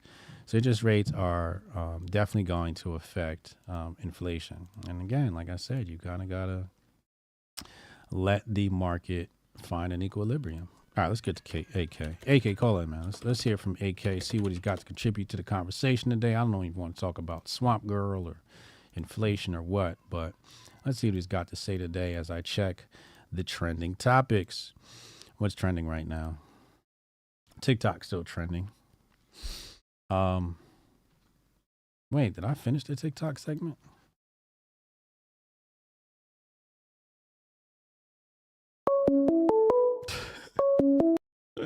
I go so into talking about money. Call from AK. That's how you know I'm passionate about a subject. AK, what's up, bro? What you got for us today, man? What up, man? What up, man? You killed it on Gutfield like always. Listen, man, the turnaround from the stream to you being on Gutfeld, like, man, you must have been meditating or you just powered through it, bro. You seemed in top form, dog. No one would even guess. Yeah. Thanks, man. Appreciate it, bro. Hey, man, I wanted to go to the small brain, lizard brain stuff just for a second. Let's do it. I love the big brain content. Let's do it. So like with Samir, right? So I used to interact with a handful of these cats and on Twitter Spaces all the time, and so I would always get brought up, and like Samir, man, she's a trip because like when I think about it, like she should definitely be always in the running for the grifties, dog. Like, yeah, she grifts so hard, but she goes so far in, man. Like there's like she leans into the identification. Like she'll say a bunch of crazy shit. She'll say like pro-Russian stuff sometimes. Other times she'll try and be based and all this different stuff.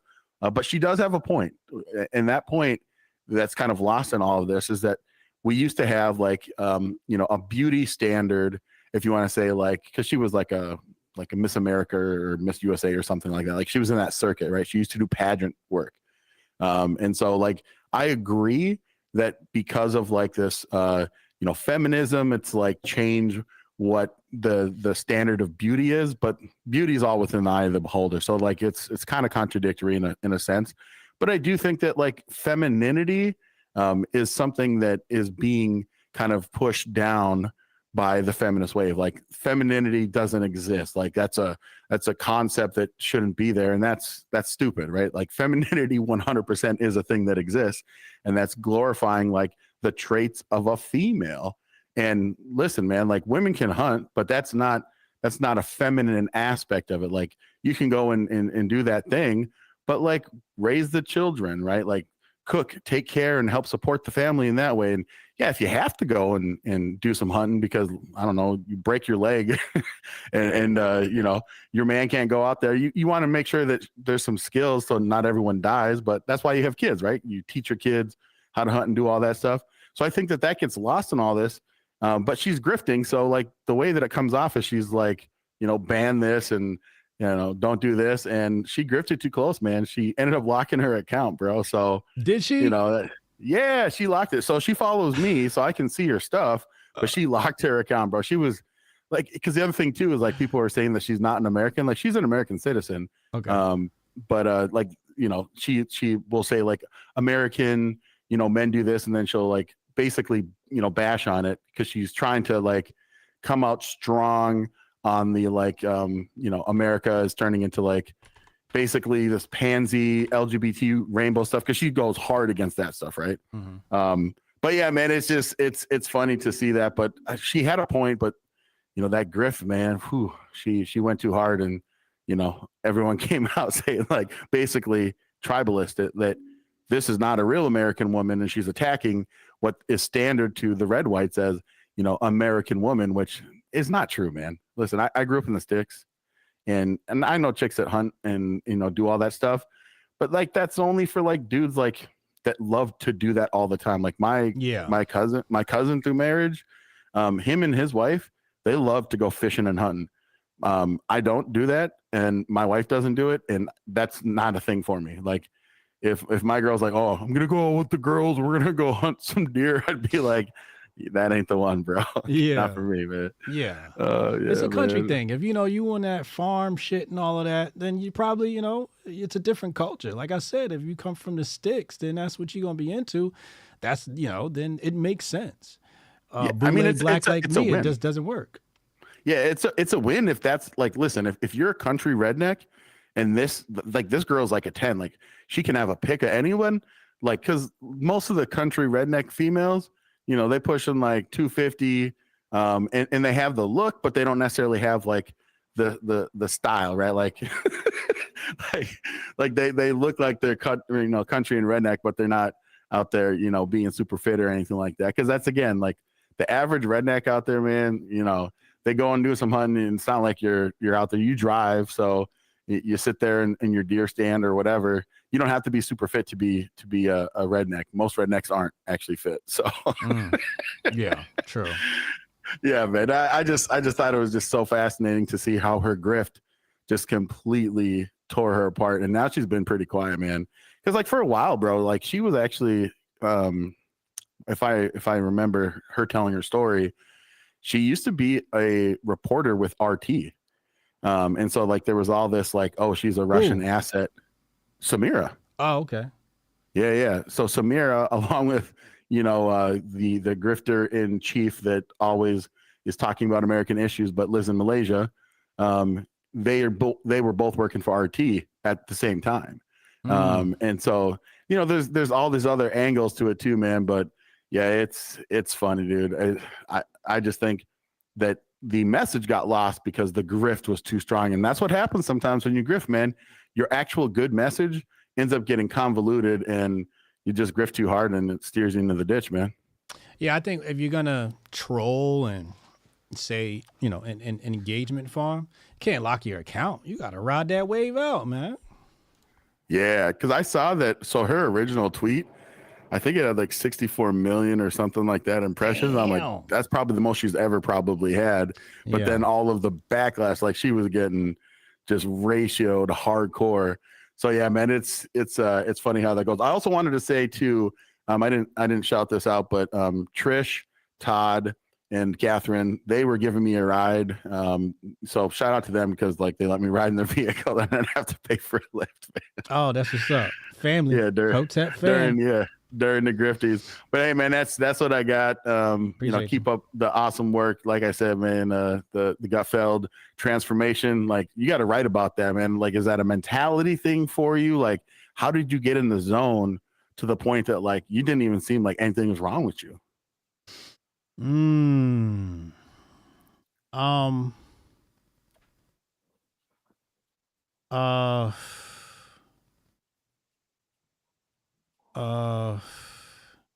Yeah.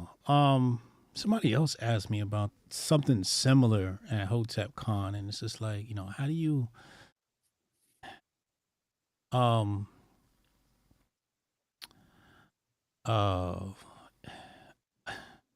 right, I got a shitty ass response, right? It's like you just do it, right? Like it's just like something, you know, like for example, the grifties, right? Team calls me up, yo, we gotta do the grifties live. Me, I don't know if I want to do that. The team, it's got to be done. Me, okay, fuck it, let's just do it. I don't know how to do it. Don't know how it's gonna come out. Worried about ticket sales. Blah blah blah blah. We just did it, right? You kind of don't think about it. Until after I get off Gutfeld, I'm like replaying everything and like, could have did this better, could have did that better. You know, this was cool, you know, da-da-da. I was shivering, you know, all of that shit. But when you're in front of the camera, you have to be completely and totally present. So it comes back to my spiritual practices that I developed over the years of practicing becoming present, right? So I used to do these walking meditations. I used to work in New York City, and one of my meditations is, and I teach this to athletes too, is if you want to create focus, escape your mind. And in order to do that, you know, and to release yourself of these emotions, what I say is, listen to the silence between the noise. Now, if you know anything about New York City, there is no silence between the noise, right? So it becomes a game. So when I was walking through New York City, I would practice trying to listen for the silence between all of the noise.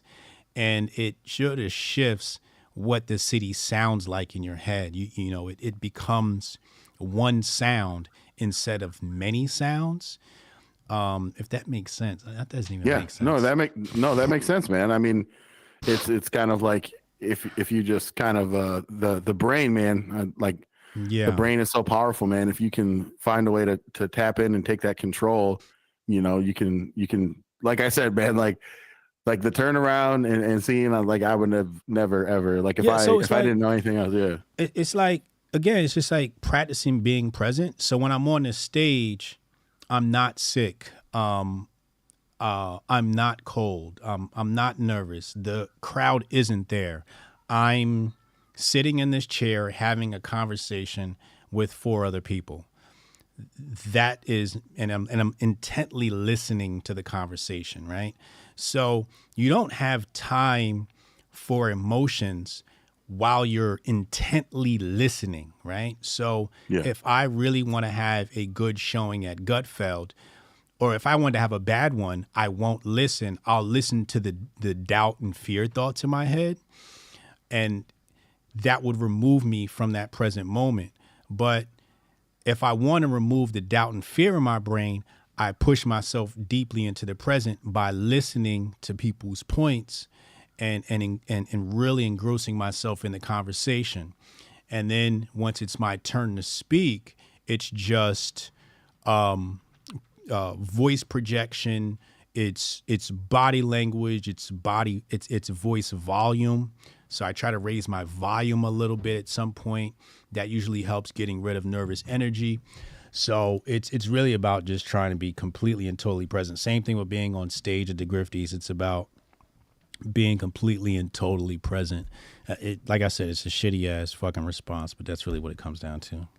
No, man, that's helpful because, you know, as I'm, you know, doing what I'm doing, you know, I'm going to have more and more opportunities to do interviews and stuff like that. And life happens, and sometimes you ain't gonna be feeling the greatest. And, you know, some people will like cancel stuff. Like they'll, you know, if someone is like, oh, you're going to be on the show, they might be like, oh, I'm not feeling good. I would never do that. I would take every opportunity that I can, unless there's like something like physically, like, you know, I'm like, you know, I got a giant gaping hole in my face or something like that. Mm-hmm. But yeah, man. Oh, hey, the last thing I wanted to say too is like, man, the barbecue guy, right? Mm-hmm. So I keep on, you know, hearing kind of back and forth. And I think to your point, right, like the United States, the best thing that we could ever do, you know, Trump wins, is just to like stay the fuck out of their way, right? Yeah. Like let them do their thing. And if we have an economic interest that we can, you know, partner with that is going to be advantageous for us, then that's what we do. But, you know, this nation building shit has to stop. Like that's the reason why Haiti is where they're at, because all these other nations forever have been trying to nation build there in some way, shape, or form. And you compare that to Costa Rica, Dominican Republic, which is on the same island. It's like 9 days because no one fucks with the DR. Like they do their own thing. Mm-hmm. You know what I'm saying? Like, and it's crazy the difference that exists between those two nations that are on the same fucking island. So yeah, man. But with that barbecue story, like some people don't want to admit this, but like that might be the best thing to happen. Like I'm, you know, and then the story about like how much of a cannibal is he, and then that video. I don't think that video is of him. It's not. Like I don't think. Yeah, it's like another guy that is obviously doing some cannibal stuff, but people keep on saying that's him. It's like that's not him. Yeah. So then you have this entire narrative that kind of primes the pump for Americans that they're like, oh, so if this guy takes power, which it seems that he has power now, but it seems like this is who the people want to have there, then it's going to be like the American people are going to be on board if America goes and intervenes in any type of military way, when the best thing that could happen is this guy takes over. And if he's got the will of the people,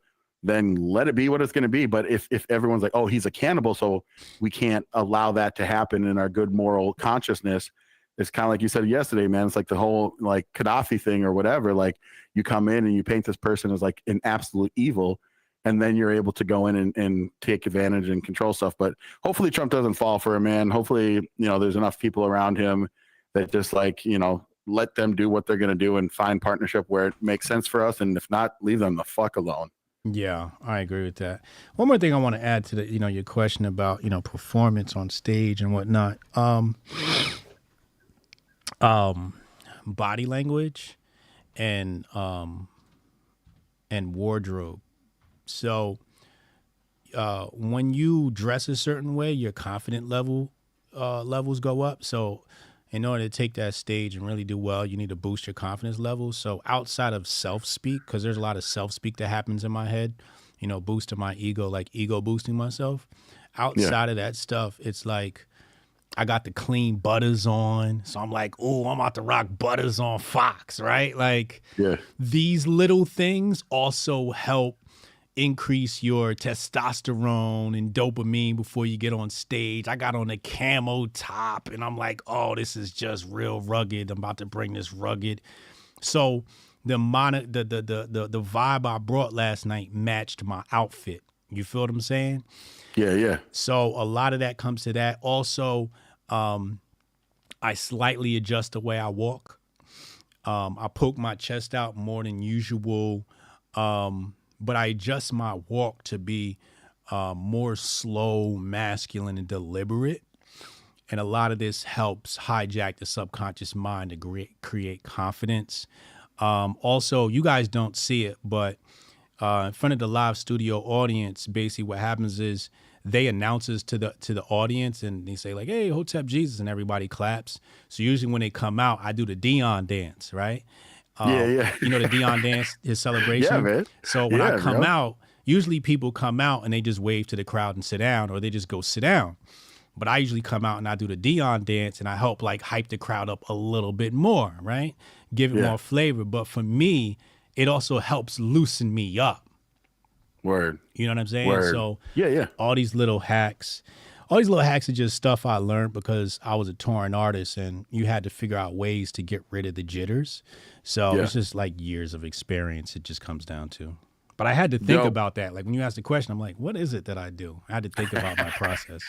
Yeah, because for you, it's second nature, right? Like it's like it's trying to take a step back and deconstruct it is a different thing. Also, shout out to Descendant of Loki, being able to meet him at the Grifties, and it looks like, as he always does, right? He's holding down the channel. So won out 10 memberships. I just wanted to steal that from you real quick. But I'm gonna let you go, man. Hotep and build. Hotep and build, bro. I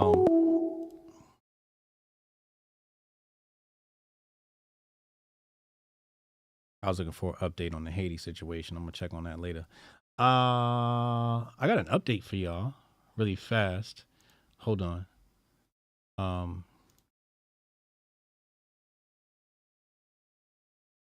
All right, you can't see my screen, so let's.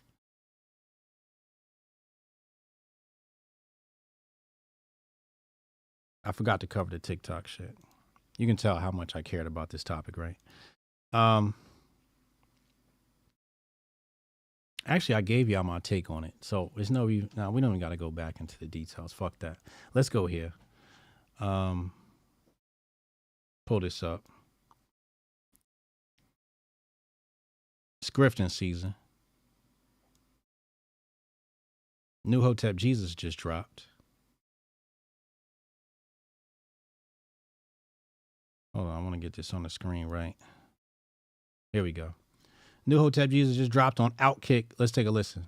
Do you have any predictions for upcoming elections? They're saying Trump landslide. I've been talking to the streets, talking to my black folks, and they're all leaning Trump. My barber, he brought up politics, right? He was like, the economy was better under Trump. And I was like, yeah. And then he felt comfortable. But then it comes out. It all came pouring out. In that aspect of things, I agree with you. I think unless something crazy happens, unless Trump landmines himself, or no. The Republican Party will find a way to tighten this race up. They are worse than every bad guy in every movie. They're Dr. Evil. Guarantee. We saw with the big red wave that was supposed to happen, and that's the week you picked to mess with Roe vs. Wade. We just don't get it.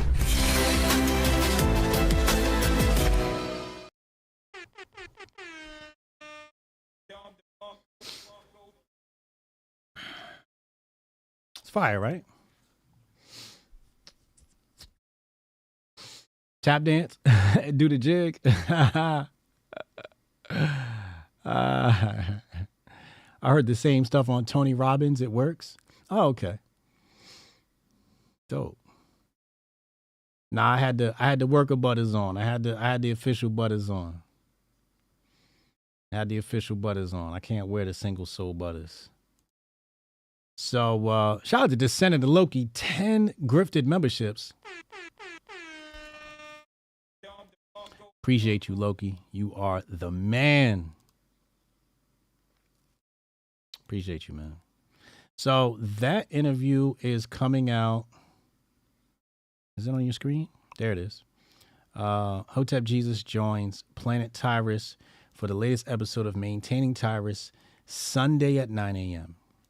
Sunday at 9 a.m. So look out for that. And that will be coming out on Outkick. Outkick just followed me. I'll follow them back. So there's a bit of a partnership or a little bit of reciprocated love there. So shout out to the Outkick Network. Hotep Millie, I see you. We're going to get Asher in here. Then we're going to talk to Millie. Appreciate y'all. Shout out to the callers. HJ is Funkasaurus's new tag partner. That would be fire. 10 grifted memberships. Word.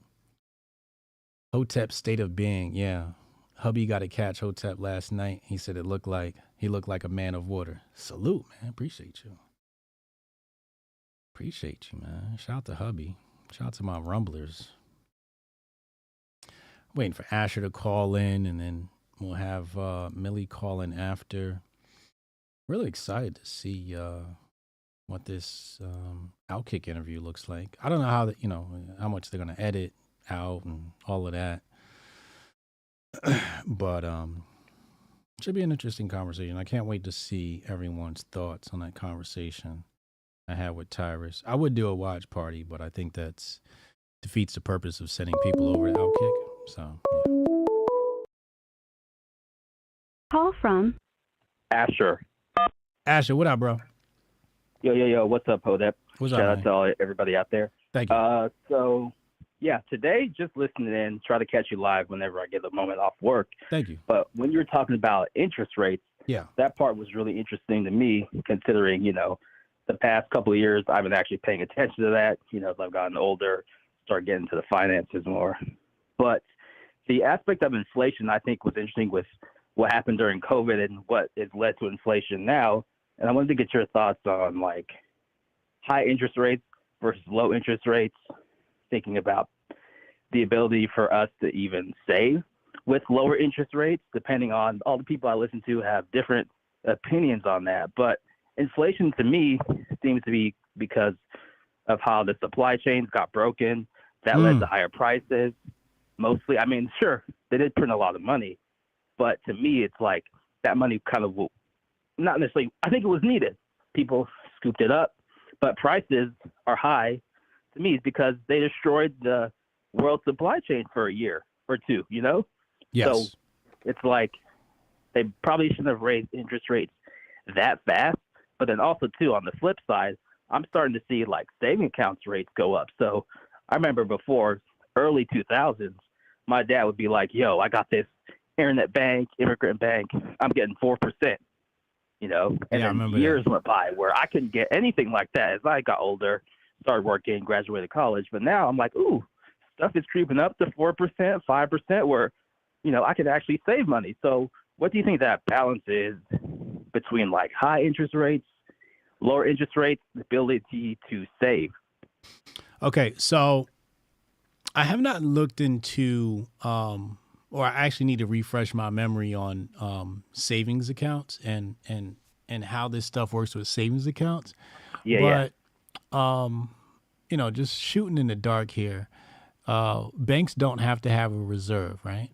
So because no banks have to have a reserve, they can lend out as much cash as they want. But since people aren't lending, what they want to do is they want to increase their share of dollars. And the best way to increase their share of dollars is to offer a higher interest rate on savings so that people put their money in their bank instead of somewhere else, right?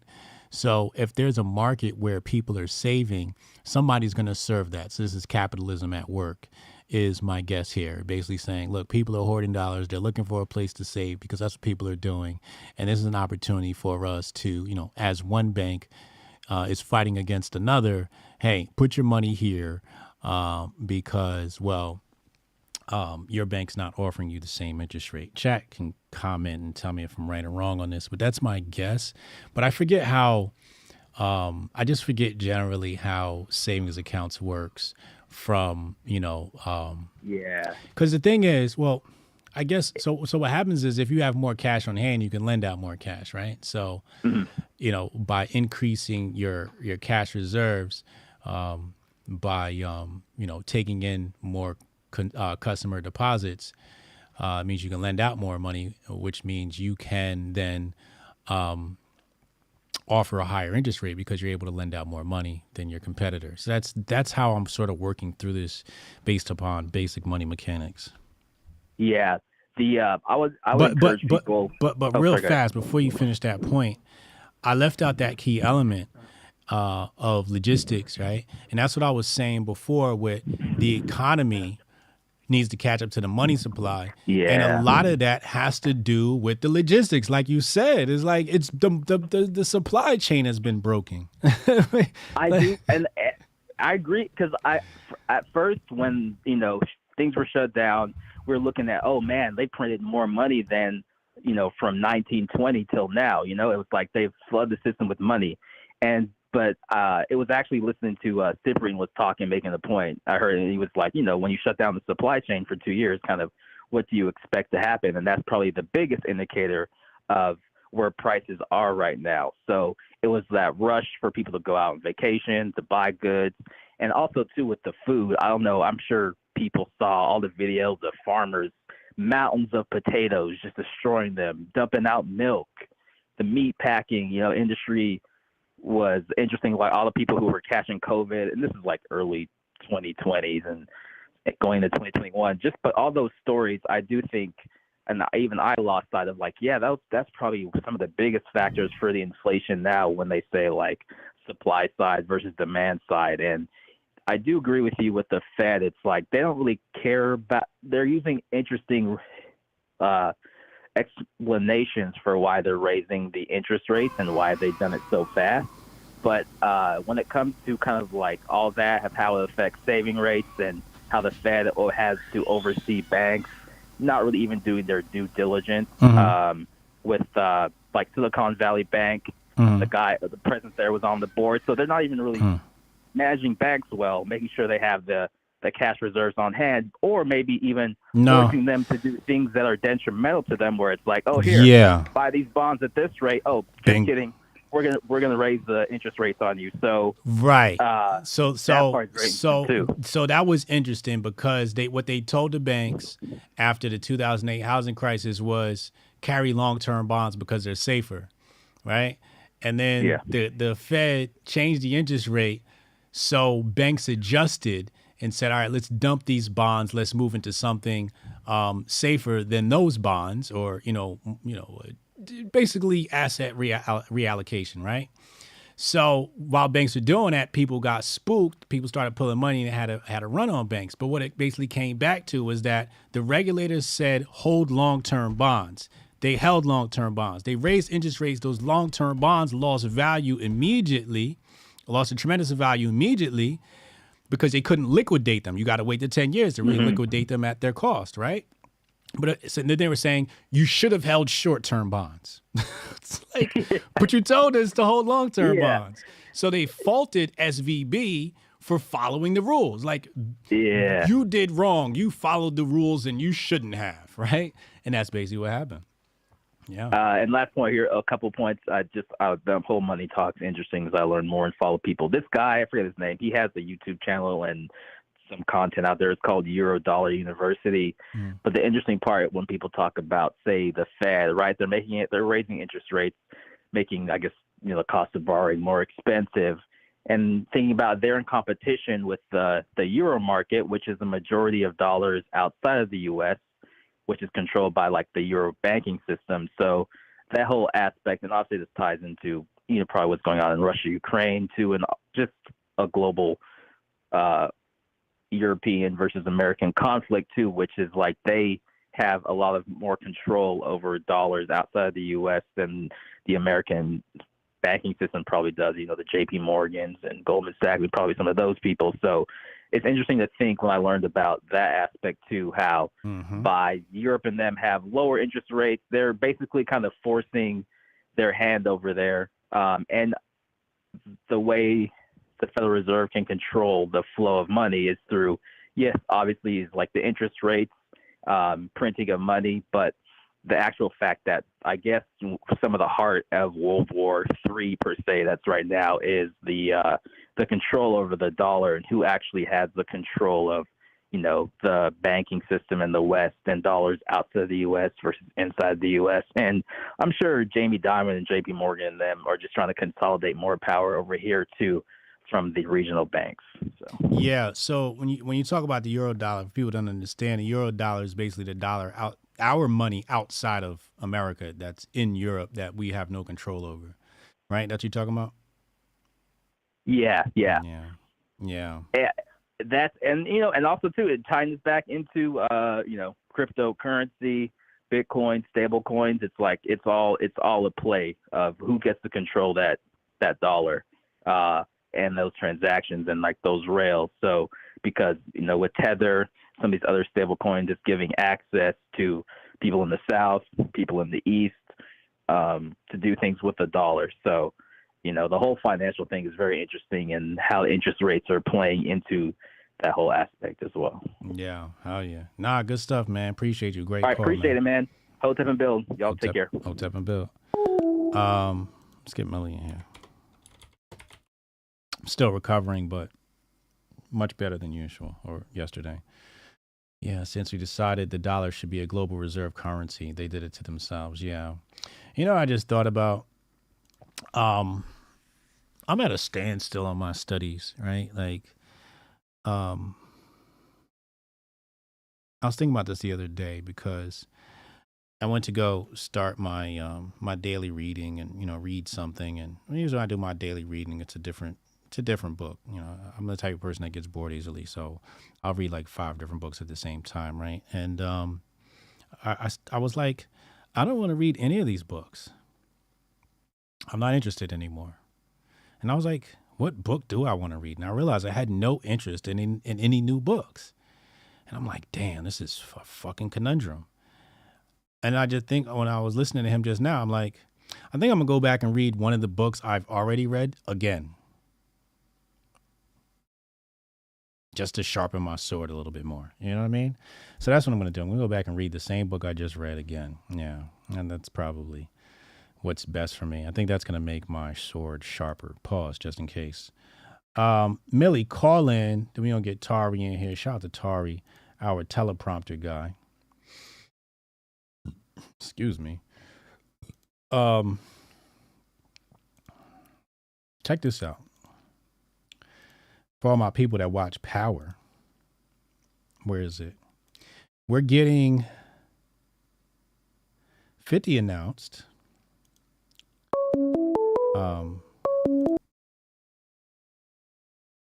Call from Millie. So 50 Cent says, you asked, I answered. Young Ghost and Tommy coming your way. Power Origins now in development. That's going to be crazy. I love the Power universe. I watch all of the episodes and, you know, I love Power, the show. And I'm watching BMF now. New episode comes out this week. And yeah, I can't wait for this. This is going to be dope. Tommy's an interesting character. Ghost is an interesting character. And seeing their backstories is probably going to add just so much more gangster to this show. I just love gangster flicks. I'm sorry. Millie, what's up, love? Hey, what's up? What's up with you? Hey, so I'm calling to comment on the segment earlier with Swamp Girl and the claims that other person talked about. I guess it was Samira. I don't know if she's the one Khan, who made the comment. Yeah, saying that like women in the U.S. have the highest testosterone and blah, blah, blah. Mm-hmm. So I just had a couple comments. So one, when you looked it up, there really isn't solid evidence that women in the U.S. have the highest testosterone. In fact, currently the top 10 countries, many of them are all, I guess what people classify as third world. Mm-hmm. Some of them not so much. I think Poland is in the top 10. So there are just a couple of factors that contribute to testosterone levels, and one of them being if people are doing a lot of field work or physical labor. Right. So that's one reason why a lot of, quote unquote, undeveloped countries tend to have higher testosterone levels because many of them are working in fields and farms, while a lot of people in the U.S. are sitting in an office. And a lot of sitting down and office work will actually contribute to decreasing testosterone levels, as well as having a higher BMI. Both, actually, because both men and women need testosterone. In fact, estrogen is needed to convert to testosterone. So, you know, obviously men have estrogen as well. Yeah. So, yeah, another factor, though, there are claims that the U.S. has one of the highest concentrations of testosterone. I kind of had a hard time trying to find that, but that is stuff that I'll often hear. One thing that people tend to forget is the U.S. receives a high amount of immigration, especially from people coming from Mexico. A lot of, I forget what the word is, like migrant workers. So a lot of people who come to our country to work on farms and fields, and as well as people coming from like other African countries who come from that type of a background. However, there's really no solid way to know this because people across the globe are not going out there getting their testosterone tested. That's more of a thing that people in first world nations like the U.S. tend to do. So again, the data is not that solid. So I just wanted to throw a couple things in there because I feel like a lot of people, they'll just have they'll make these takes, post a take online, and people kind of just take it as fact, and they don't really consider the nuance and all these other factors that can, affect how accurate this data is. That's valuable. You make me want to research. I think I'm going to get a book on testosterone now and read testosterone. That's what I'm going to do. That's. Let me write this down.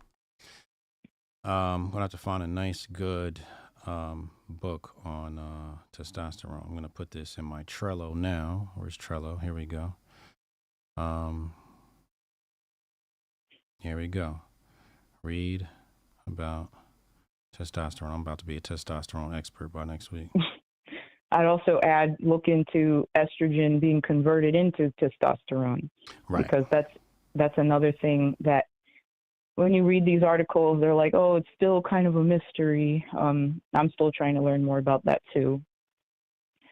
But yeah, so that's just something I wanted to comment on.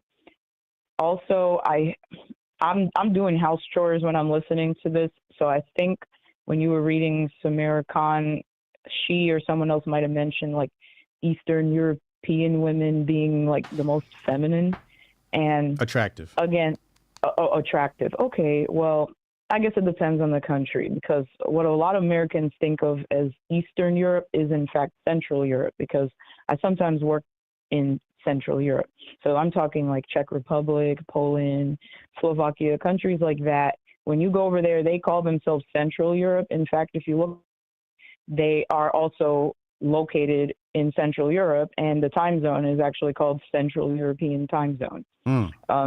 So Eastern Europe would be countries getting closer to like countries like Bulgaria and Albania and places like that. But I do think that they're very pretty too. But people kind of forget the stereotype of babushka having like a mustache and making her bread and being able to put you in a chokehold and things like that. So, I think it's important for people to not get too carried away by some stereotypes.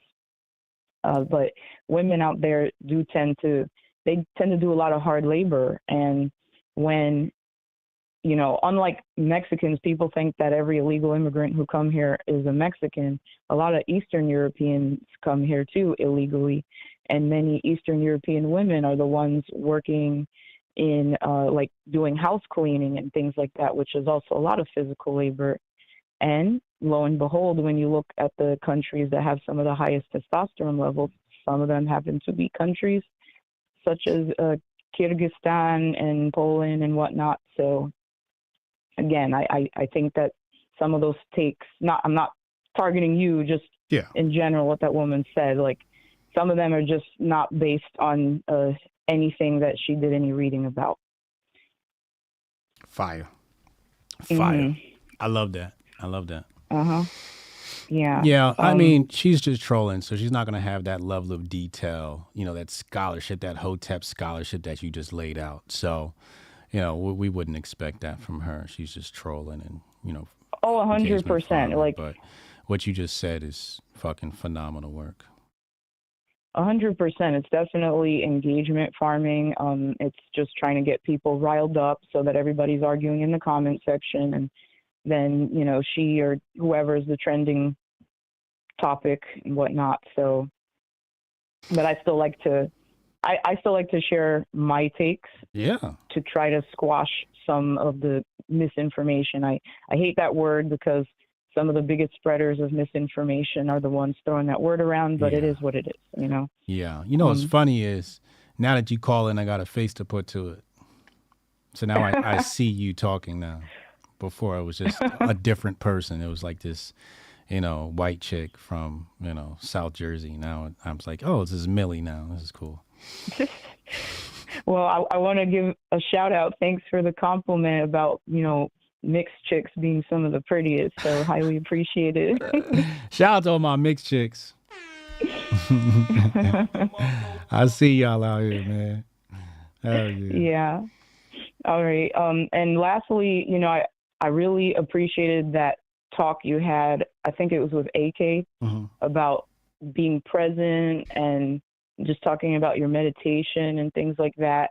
I know I mentioned it in a past call, but I would really, as you're developing more segments in your stream, I think it would be really great if just once in a while, even if it was like once a week or something, you had more talks about like spirituality or Can I talk to you? Can I talk meditation, through whatever. this with you?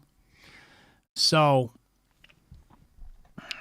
my spiritual friends, I remember Danica Soleil, she told me, she was like, let me know when you're done fooling around, right? And she's basically talking about me speaking about the world, these worldly issues, right? These 3D issues, right? When there's a higher conversation that you're begging for, right? And I used to be primarily in that spiritual lane as I was discovering all of these things. And then what happened was I found out that both things need to exist, right? So I need to help people understand the real world, and then I need them to understand the inner world or the outer world. Really, I should say inner world. That's probably better. So I've sort of decided to come off of the mountain, meet people where they are, and then slowly walk them up the mountain, so to speak, right? So, when you say that, it's like a reminder to me to keep slowly moving people up the mountain. So I appreciate that. Because it is necessary. It is necessary.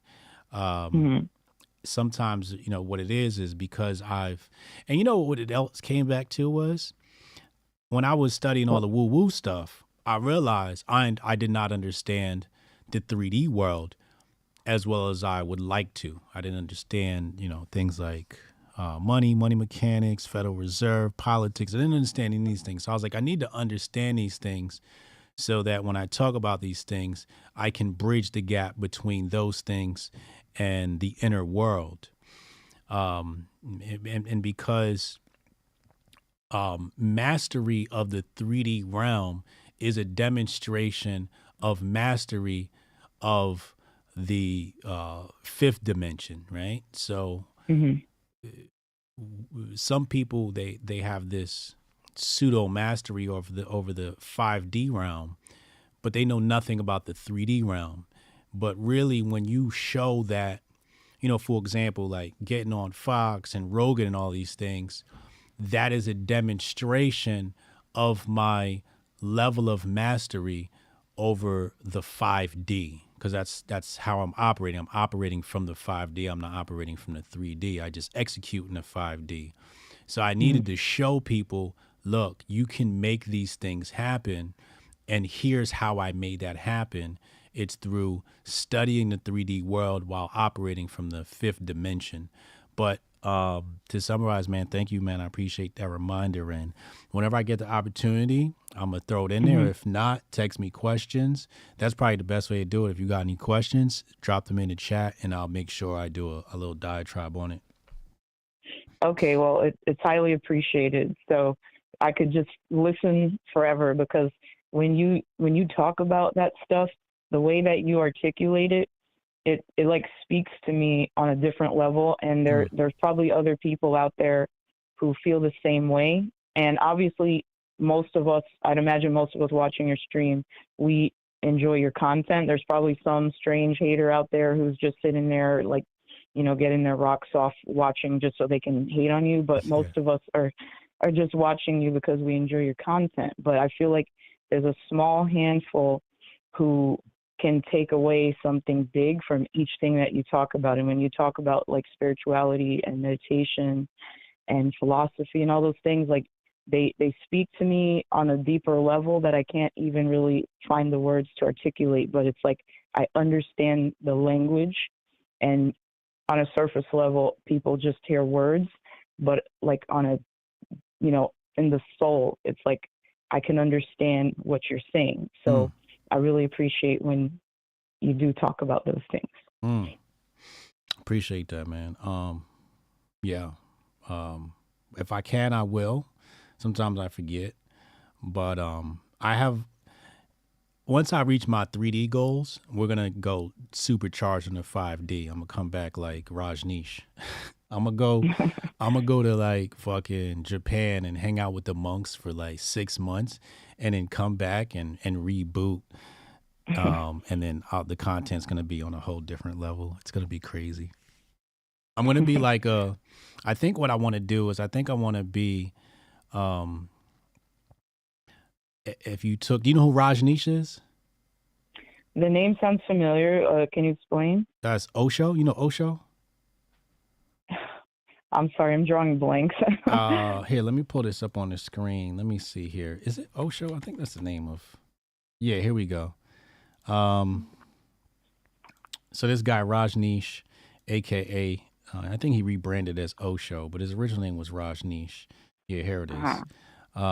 So Rajneesh, basically he's a spiritual grifter, and you know, he does all the esoteric shit and all of that spiritual woo-woo stuff.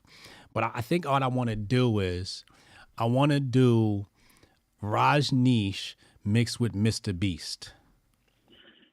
Okay, I recognize him. Right, you seen him before, right? Yeah. Yeah. So a lot of people are familiar with Osho. But it's kind of weird, but I want to do a spiritual Mr. Beast / Hotepistan type thing. So, you know, the production value is obviously much higher because it's Mr. Beast production value, but the lessons are more spiritual and the filming is happening with the building of Hotepistan, right? So I think that's what's going to happen. If I had to take a guess what year, I would say 2028 would be a good year to probably make this happen. I'm going to need 6 months off to go to Japan and study, I don't know, samurai or the Buddhist monks. I'm going to stay in a monastery for like 6 months and then come back refreshed. I sort of need to like clear things out and then come back reborn in such a way. And then you're going to get a whole lot of spiritual shit at that point. May I ask why Japan? Why Japan? Yeah. As opposed to like some of the other countries in Eastern Asia. Opposed to like Cambodia or India. Thailand. Yeah. Thailand. Yeah. Oh, Thailand is up there. I would do Thailand. Mostly because, you know, I want to fight. Okay. Yeah, I want to like go kick it with some samurai or some shit like that. And yeah, and just fucking, you know, meditate, smash bricks with my head and you know, yeah, that's what I want to do, yeah. Well, on a side note, and everyone do your research, don't take my word for it, but Thailand, although very strict with immigration, I'm in the Muay Thai scene, and supposedly you can get like maybe a 3-month tourist visa or something like that if you go to study Muay Thai. Thailand will let you come there for a certain amount of time, and then you only have to leave for a day when it's up, and then you can come back and get a new one. Don't take my word for it. Do your research. I am currently looking to get an opportunity to work in Thailand for a couple months, so everyone wish me luck.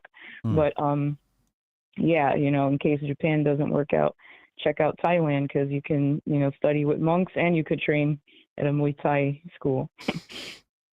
Dope. I love it. I love it. I love it. I love it. I might do that. I might do the Muay Thai thing. That sounds fun. It sounds fun. Yeah. And it's the real deal out there too. Yeah, not like this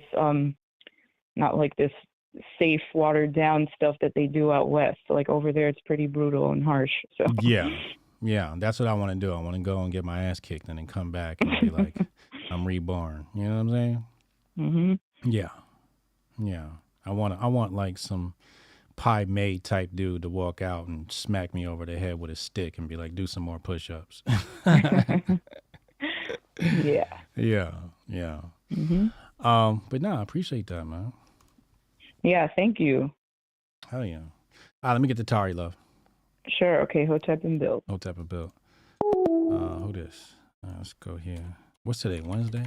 Oh, fuck, I got chess lessons tonight. We're on kick.com/Hotep Jesus at 8 p.m. for chess lessons, so make sure y'all tune in. Chess is getting so much easier for me.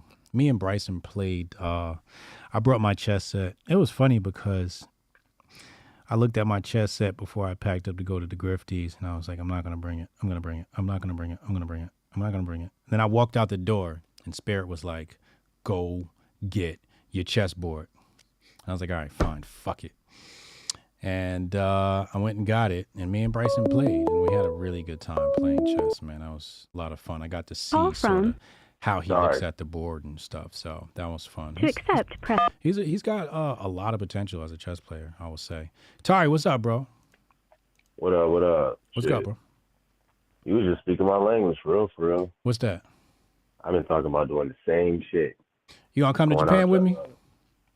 Oh, hell yeah, definitely. All right. Tari gonna come out with me and get our ass kicked by Pai Mei. Because I was talking about all the different things I would like to learn. It's actually Muay Thai and judo. I'd love to learn judo in Japan, like train under one of those practitioners, and like kendo. And maybe I'm not too fond of jiu-jitsu because I don't really like wrestling. I'm not the biggest fan, you know. Like I'm just like that old Eminem quote, you know, I don't wrestle, I knock you out. So I'm more of a striker. But I would like to learn a little bit, maybe some Japanese jiu-jitsu. But yeah, that's definitely a plan. That's on my list too. What's the name of that art that the Chinese, here it is, found it, Chin Na. That's another art I want to learn. I think that's what the Chinese police learn. Chin Na. Oh, really? Yeah, check out Chin Na. I wonder what that's derived from. I wonder if it's like it says some, here, like, material art that they used to have. It says Chin Na is the set of joint lock techniques used in the Chinese martial arts to control or lock an opponent's joints, muscles, or tendons so they cannot move, thus neutralizing the opponent's fighting ability. Oh, hell yeah. I definitely want to learn that shit. That's one of the arts I want to learn. I want to just fucking do the 7-point technique in your body, just lock up. You know what I'm saying? Yeah, that's useful. Something useful. You know, you got to learn the practical stuff. Shout out to Millie for that, too. You know, she got me into another anime I had watched back in the day, but she she was talking about it again during the Grifties after party, and I got to check it out again. I've been starting like watching a couple episodes. It's definitely some esoteric type stuff. So I got a new look on it after hearing her explain like, you know, some of her theories. Absolutely. Shout out to Millie. Yeah, Millie's dope, man. She got a lot of knowledge in that head of hers. And I appreciate all this information on Haiti because I don't pay too much attention. I definitely have been paying too much attention to the Grifters lately. Lost an assistant, so I'm working overtime for real. All right, but you know, the first time I actually started looking into the history of Haiti was when when Trump made that comment, and I just thought it was funny because I'm like, well, he's kind of right? If you call it like, a shithole country, quote unquote. But when I found out why it was a shithole country, I was like, well, of course. It's like what you've been saying all week, the political distress. I mean, what would you expect? This is how it happens everywhere. Correct. Same play, new country. Yeah, I mean, the funny thing for me is I always said, like, when I first started learning about some of the stuff, I was like, well, if anything, if this is anybody's problem, France's problem. Because, I mean, to begin with, it wasn't really too much going on with the Americans in Haiti. That was a European colony that was settled in over there. But people, the U.S. has become the world police now. Yeah, and they can't even defend or keep their own countries together. You see what's going on in France. Correct. It's kind of funny. You see what's going on in France. You see what's going on in Haiti now. It's like, It's just history repeats itself. Yep. Yeah, man. Hey, appreciate the call. Let me get the Martian, man. Yeah. Hotep Bill. Me and Tari, we going out to Japan, man. Somebody in the Rumble chat had a really good question. He said, why are y'all obsessed with training in Asia? You won't be able to find a training partner in your weight class.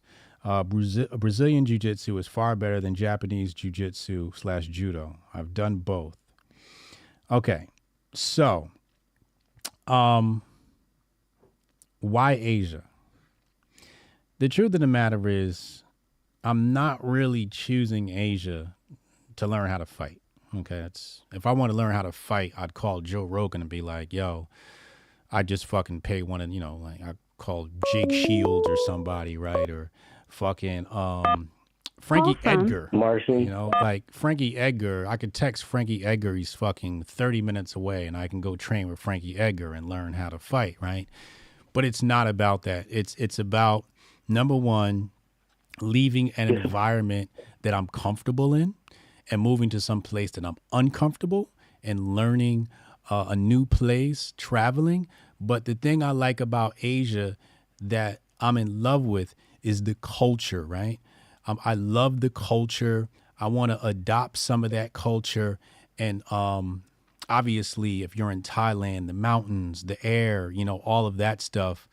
But it's really about the breathing and the meditation and the discipline is really what I'm worried about. The fighting less so much, because if I want to learn how to fight, I got plenty of people I can call. Like I said, I can call Frankie Edgar and be like, yo, Frankie, train me, And I already have fighting experience. I'm not going to get into that because I don't like people knowing what I know. But I already have fighting experience. So for me, it would be like taking somebody who's already an intermediate fighter and just training them to be in, fighting condition. And really it's about reflex. That's really what training is about, is increasing your reflex. So when somebody grabs you a certain way, you don't have to think about how to counteract that. Your body just does it. So it's about muscle memory is really what I want to train. But I'm not going to Asia to learn how to fight. I'm just saying that to joke. Marshall, what's up, bro? What's up? To piggyback on what you said, yeah, I would like to learn Kung Fu and ninjutsu, but only for not ninjutsu, but not for like learn how to fight, but for the spiritual practices. Like you can use those techniques for chi harvesting, the same way that you pulled up Queen Chi, the same way that you can take away the person's ability to fight via their muscles. You can actually use their chi and take away their ability to fight as well. Take away their chi? Yeah, use their chi to take away their ability to fight, not take away their chi. Yeah. That's Aikido. Right. They talking about who does that? Steven Seagal. Steven Seagal is the Aikido master. Okay. Yeah, you know about Steven Seagal? Nah, but I'm about to do some research. You too young. You too young. You gotta go watch the Steven Seagal movies, man. Some people say he's a charlatan and it's not real. I don't know, but at the very least, his movies are quite fascinating. it's got to be real according to Manly P. Hall when he talks about the different types of spirituality and how they originated from different cultures around the world. It's got to be real if the Masons like studied it extensively. Yeah. But I really wish that my mom was here because she just left. But she had an interesting commentary about when she was an Air Force colonel and an intelligence officer, and she's not in there anymore, but she had an interesting take about the masculine women thing. And so she broke down about how, yes, women in America are, especially in a working environment, are more masculine, but she was giving context to that, and she was saying that if I Googled it, there's something called a gay bomb that they created, the Air Force created, and I Googled it on Wikipedia, and she was like, now, there's no reason that Wikipedia would have an article on a classified weapon technology unless we have already manufactured it, and it's a lot of it in abundance. And so she was saying from there that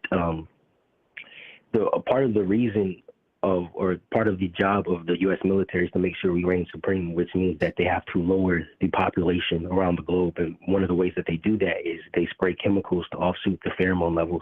And she was also saying another way that they do that is create division between men and women.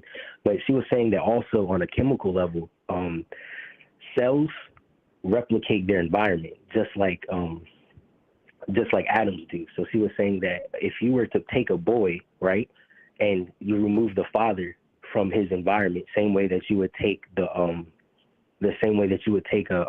girl and you remove the father, both are going to hit maturity far faster than they would when the father's there, because it's required since the beginning of time, evolutionary purposes. It's been required that if the father's not there, they're going to have to mature in order to survive a lot quicker. So she was also going on to use that as context to say that if you put a man around a bunch of women, he's naturally going to have far more estrogen levels, versus then the same thing applies if you were to put a woman around a bunch of men. And she was saying that that's why when you go into the military, you see a lot of masculine women, and it's very hard for them to keep long-term relationships. Interesting. Okay. Valuable feedback. I like it. I got the gay bomb shit on the screen right now. For people that didn't know about it. Yeah, that's kind of wild. Yeah. And so I remember she said that was right when she had just came out of college and that they were working on it. And that's when she had also first heard of CERN as well. Yeah, I remember CERN, yeah. But outside of that, I wanted to really give you feedback on the technique. Like, so I imagined myself in the ZL1, right? But then I was like, myself in the ZL1 wouldn't be contempt with a ZL1. It would be. What is a ZL1? The ZL1, it's the Camaro with the LT4 engine in it. So that's the engine that the Corvette C8 has, the Corvette that beats the you're Huracan. talking about cars. Yeah. Okay. Yeah, I remember the ZL1. Okay, continue. My bad. Yeah, so like, but it's fast. Like I saw like there's tons of videos you can find where they. Is that the Corvette? No, it has the same engine as the Corvette. So it's the LT4 engine, but it's in the Camaro ZL1. Oh, okay. Right. But but the Camaro and the Corvette are still able to beat the Porsche GT3 RS. But that's not the point. The point is that I wouldn't have been contempt. So I was like, well, if I get the ZL1, my next thing would be like me in a Ferrari or in a Maserati. And then I started thinking about how the Anunnaki had like the little time dial where they were masking time. And I was like, well, I can really manifest anything that I want because I've overcame a lot of obstacles and achieved like monumentous things in my young age. So I was like, let me give myself a new challenge, right? So then I was like, well, I want to be a master of time because I'm always late to class and whatnot. So I was like, okay, me inside of the ZL1 would manifest the Ferrari, right? And so I imagined myself in the ZL1, then in the Ferrari, then in the Bugatti, and then in the Koenigsegg, right? Now, let me tell you what happened. So there's a Habesha girl, like her dad is a real estate investor. And so me and my friends were like at my house, and she called me and she was like, yo, what are you doing? And I was like, what's up? She's like, you want to smoke some gas, like some weed? And I was like, sure. And so like she comes with her cousin, right? Now she comes with her cousin in a Maserati and in a Ferrari. And she's like, my dad just got me these. And I got the video. So all of Sunday night, I was riding around the DC area in a Ferrari in the back seat. It's like a you know, the F12 Ferrari. It's like a hatchback, a 4-seater. Yeah, and then it was a four-door Maserati. So It you're was pretty saying cool. you were saying you were trying to manifest yourself in these exotic cars, and then somebody calls you up and says, "Hey, you want to go for a ride in one?" Nah, she called me up and was like, "Do you want to go smoke?" And I was Right, like, but "Okay." it ended up being a ride in one of these exotic cars. Right, yeah. Yeah. That's manifestation at work, bro. Post a video. All right, bet. Post a video and tag me. I'll pull it up on the screen. Okay. All right, bro. All right. Hotep and Bill. I like that kid. He's got a lot of optimism in him. A lot of optimism. I don't see, when you're young like that, you don't see limitations. That's the great part about being young. You're so fucking dumb and ignorant and naive that you think you can do anything. And that's a really good thing to have. Really good thing. That's a really good thing to have. Rudy the Vet with the $10 super. Thank you. Shaolin Shadowboxing and the Wu-Tang Sword Style. I didn't watch today, but I'm chiming in to kick some dough. And to my girl Lauren, a friendly hello. Hotep and Bill. Shout out to Rudy. He ain't never gonna let Lauren go. Jay Carnes. Does your name mean like Joe Steak? Is that what your name means? I'm sorry. $5 Super. He said, I heard that Hillary is sending some hot sauce to Haiti paid for from the charity she funds. Paid for it from the charity fund she stole. Damn. Oh my.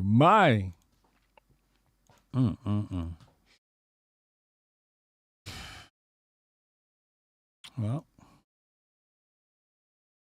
phone lines are closed. Wait, who is this? Somebody else trying to call in? What's today? Ain't today Wednesday? Who is this? All right, call in, man. I'll take.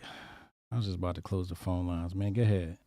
Call in, man. Go ahead. Last one, man. Damn it. I thought I was out of here. Oh, man. Shane Cashman's a real one. Look at this. Shane Cashman's a real one. We're going to have to play this before we leave. He just posted, shout out to Hotep Jesus for the shout out on his live stream yesterday. I'm going to have to play that. He's a fucking man, bro. You're the man, Shane. I'm going to play that in a second.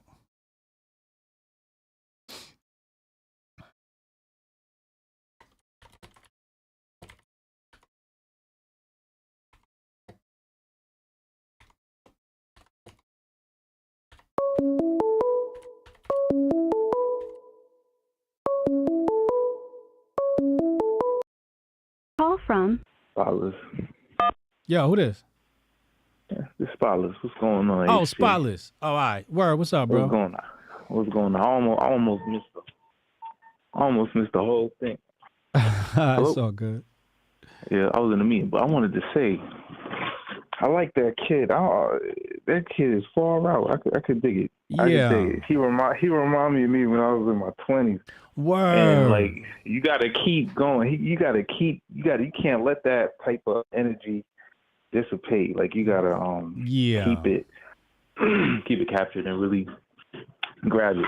Also, yeah, I want to comment on that really fast. In my old age, I can't relate to it, but I can relate to it, like you said, from my 20s. Like, I see a lot of that youth, and I'm very careful when I speak to him because he just dropped. He gonna call back.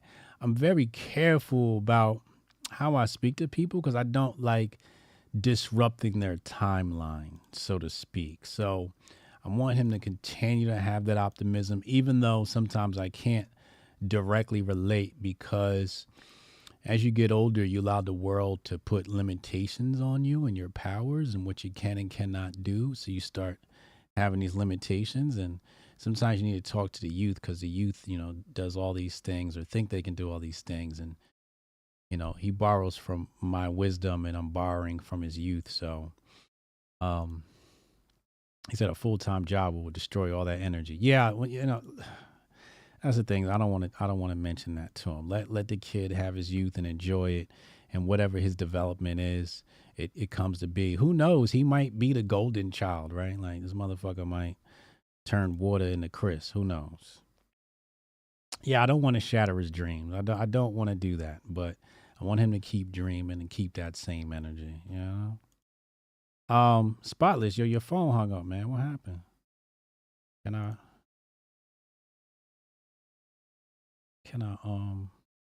wait, how do you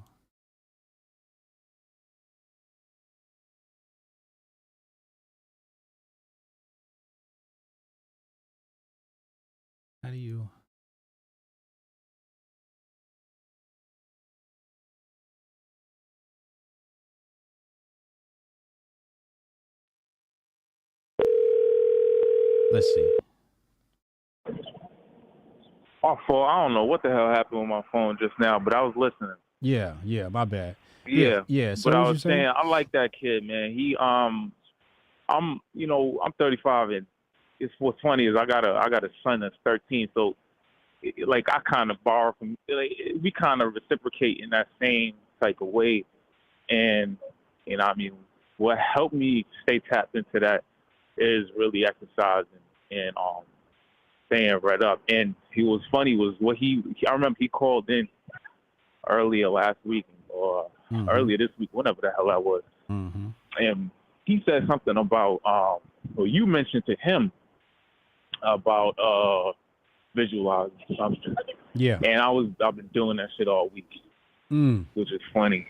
What And did I it say to was visualize? really, The visualization exercise for manifestation. exactly. Sorry, pardon. Yeah. So I was doing that all week, and they've been working for me. Yeah. Which is funny. So I was glad that he called in that That's time. what's up. Also, I wanted to say, damn, that lady, my boss messed me up with that meeting. I forgot. It was shit. When, yep. Oh, Millie. When she called in, she mentioned something about y'all were talking about being so tapped into the spirit or in the 3D and the 5D and all of that. Mm-hmm. You know, I was like, it's just super important. Somebody was telling me or taught me, like, it's really tempting to tap out of the 3D and get all mystical and stay in that way.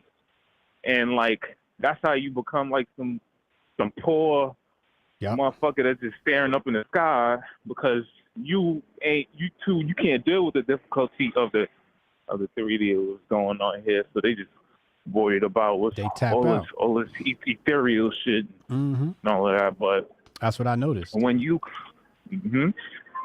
could buckle down and focus in on exactly what the fuck you got to do now, when you lift the ball from your chest and press it up, you know what I mean, straight up, and you feel that burn, and that should pull you right back, into the present. And you got to deal with that. You got to deal with that difficulty in that time. You got to do them planks or whatever, and you got that last 30 seconds. It's like you can't run from that. Facts. And it's like once you like surrender to that and jump into that fire and lock in, then it's like, in my experience, and like everything else connect more, and you don't really get lost. That's like some of the lessons you get from Dragon Ball Z. That training meets spirituality. Mm-hmm. Yeah, that's why I love that. Yeah, rest in peace to what's his name? Toriyama. Peace to him. Yeah. Toriyama. Pardon. Yeah. That's really deep. And it's so like the young, if there's any super young ones listening, and you know what I mean, you start reading and you start tapping out and you stop paying their bills, but they know all about fucking sauce and all of this shit. Yeah. It's like, nah, you gotta it's like a video game. You gotta master the hand-to-hand. You gotta master all of that.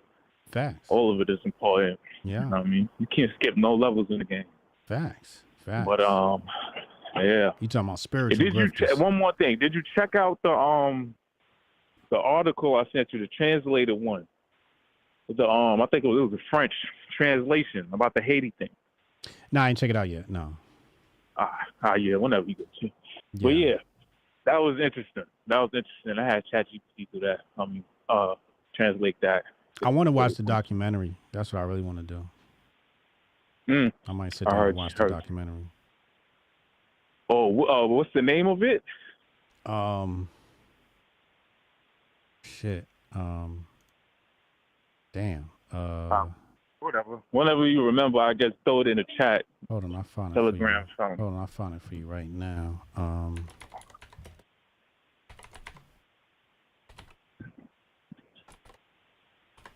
This is it's got an L in it. I think it said life or liberty. What was it? It was from that Cohen dude.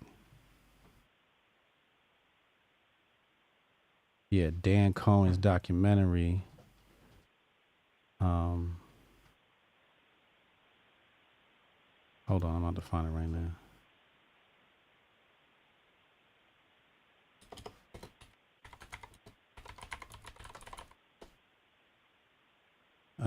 Here we go.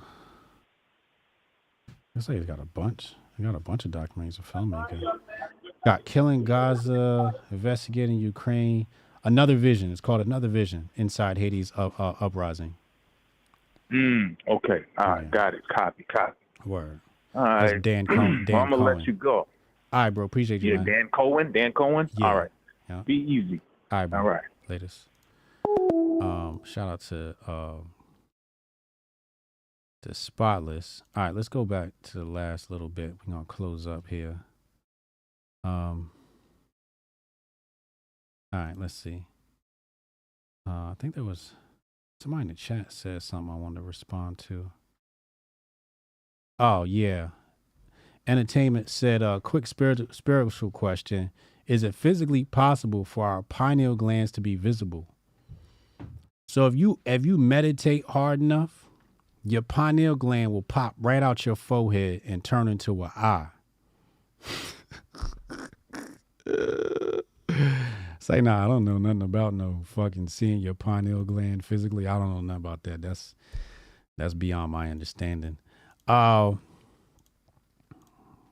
10th, I got that Cat 10th follow. Rudy, I got your girl follow me, man. Your girl follows me now, man. Shout out to Cat. Appreciate the follow.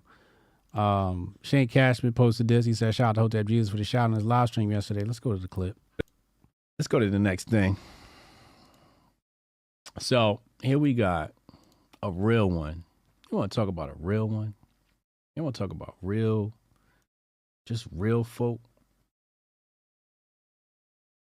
Shane Cashman's a real one. Not only did he come on the Tim Cash show last night and just drop this red pill on Haiti, but he did it in a Hotep shirt. Hotep. Oh, this a real Hotep, bro. Shout out to Shane fucking Cashman, man. He's a real one. Shout out to Trish for making sure he got a shirt. And our VIPs got shirts. Catalytic converter. Let's go to shout out to Shane, man. He ain't have to do that. Appreciate you, Shane. Appreciate you, Shane. You the man, bruv. All right, that's all we got for today.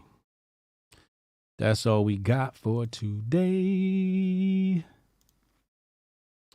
Some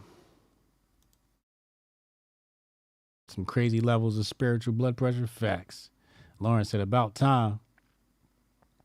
Is Cat a pog? No, she's not a pog. She's definitely not a pog. Cat's mad skinny, yo. She's mad skinny. She's a twig. You know, skinny white chick. But that's some people's. I think she's married. I think she's got a husband. You know, it's his cup of tea.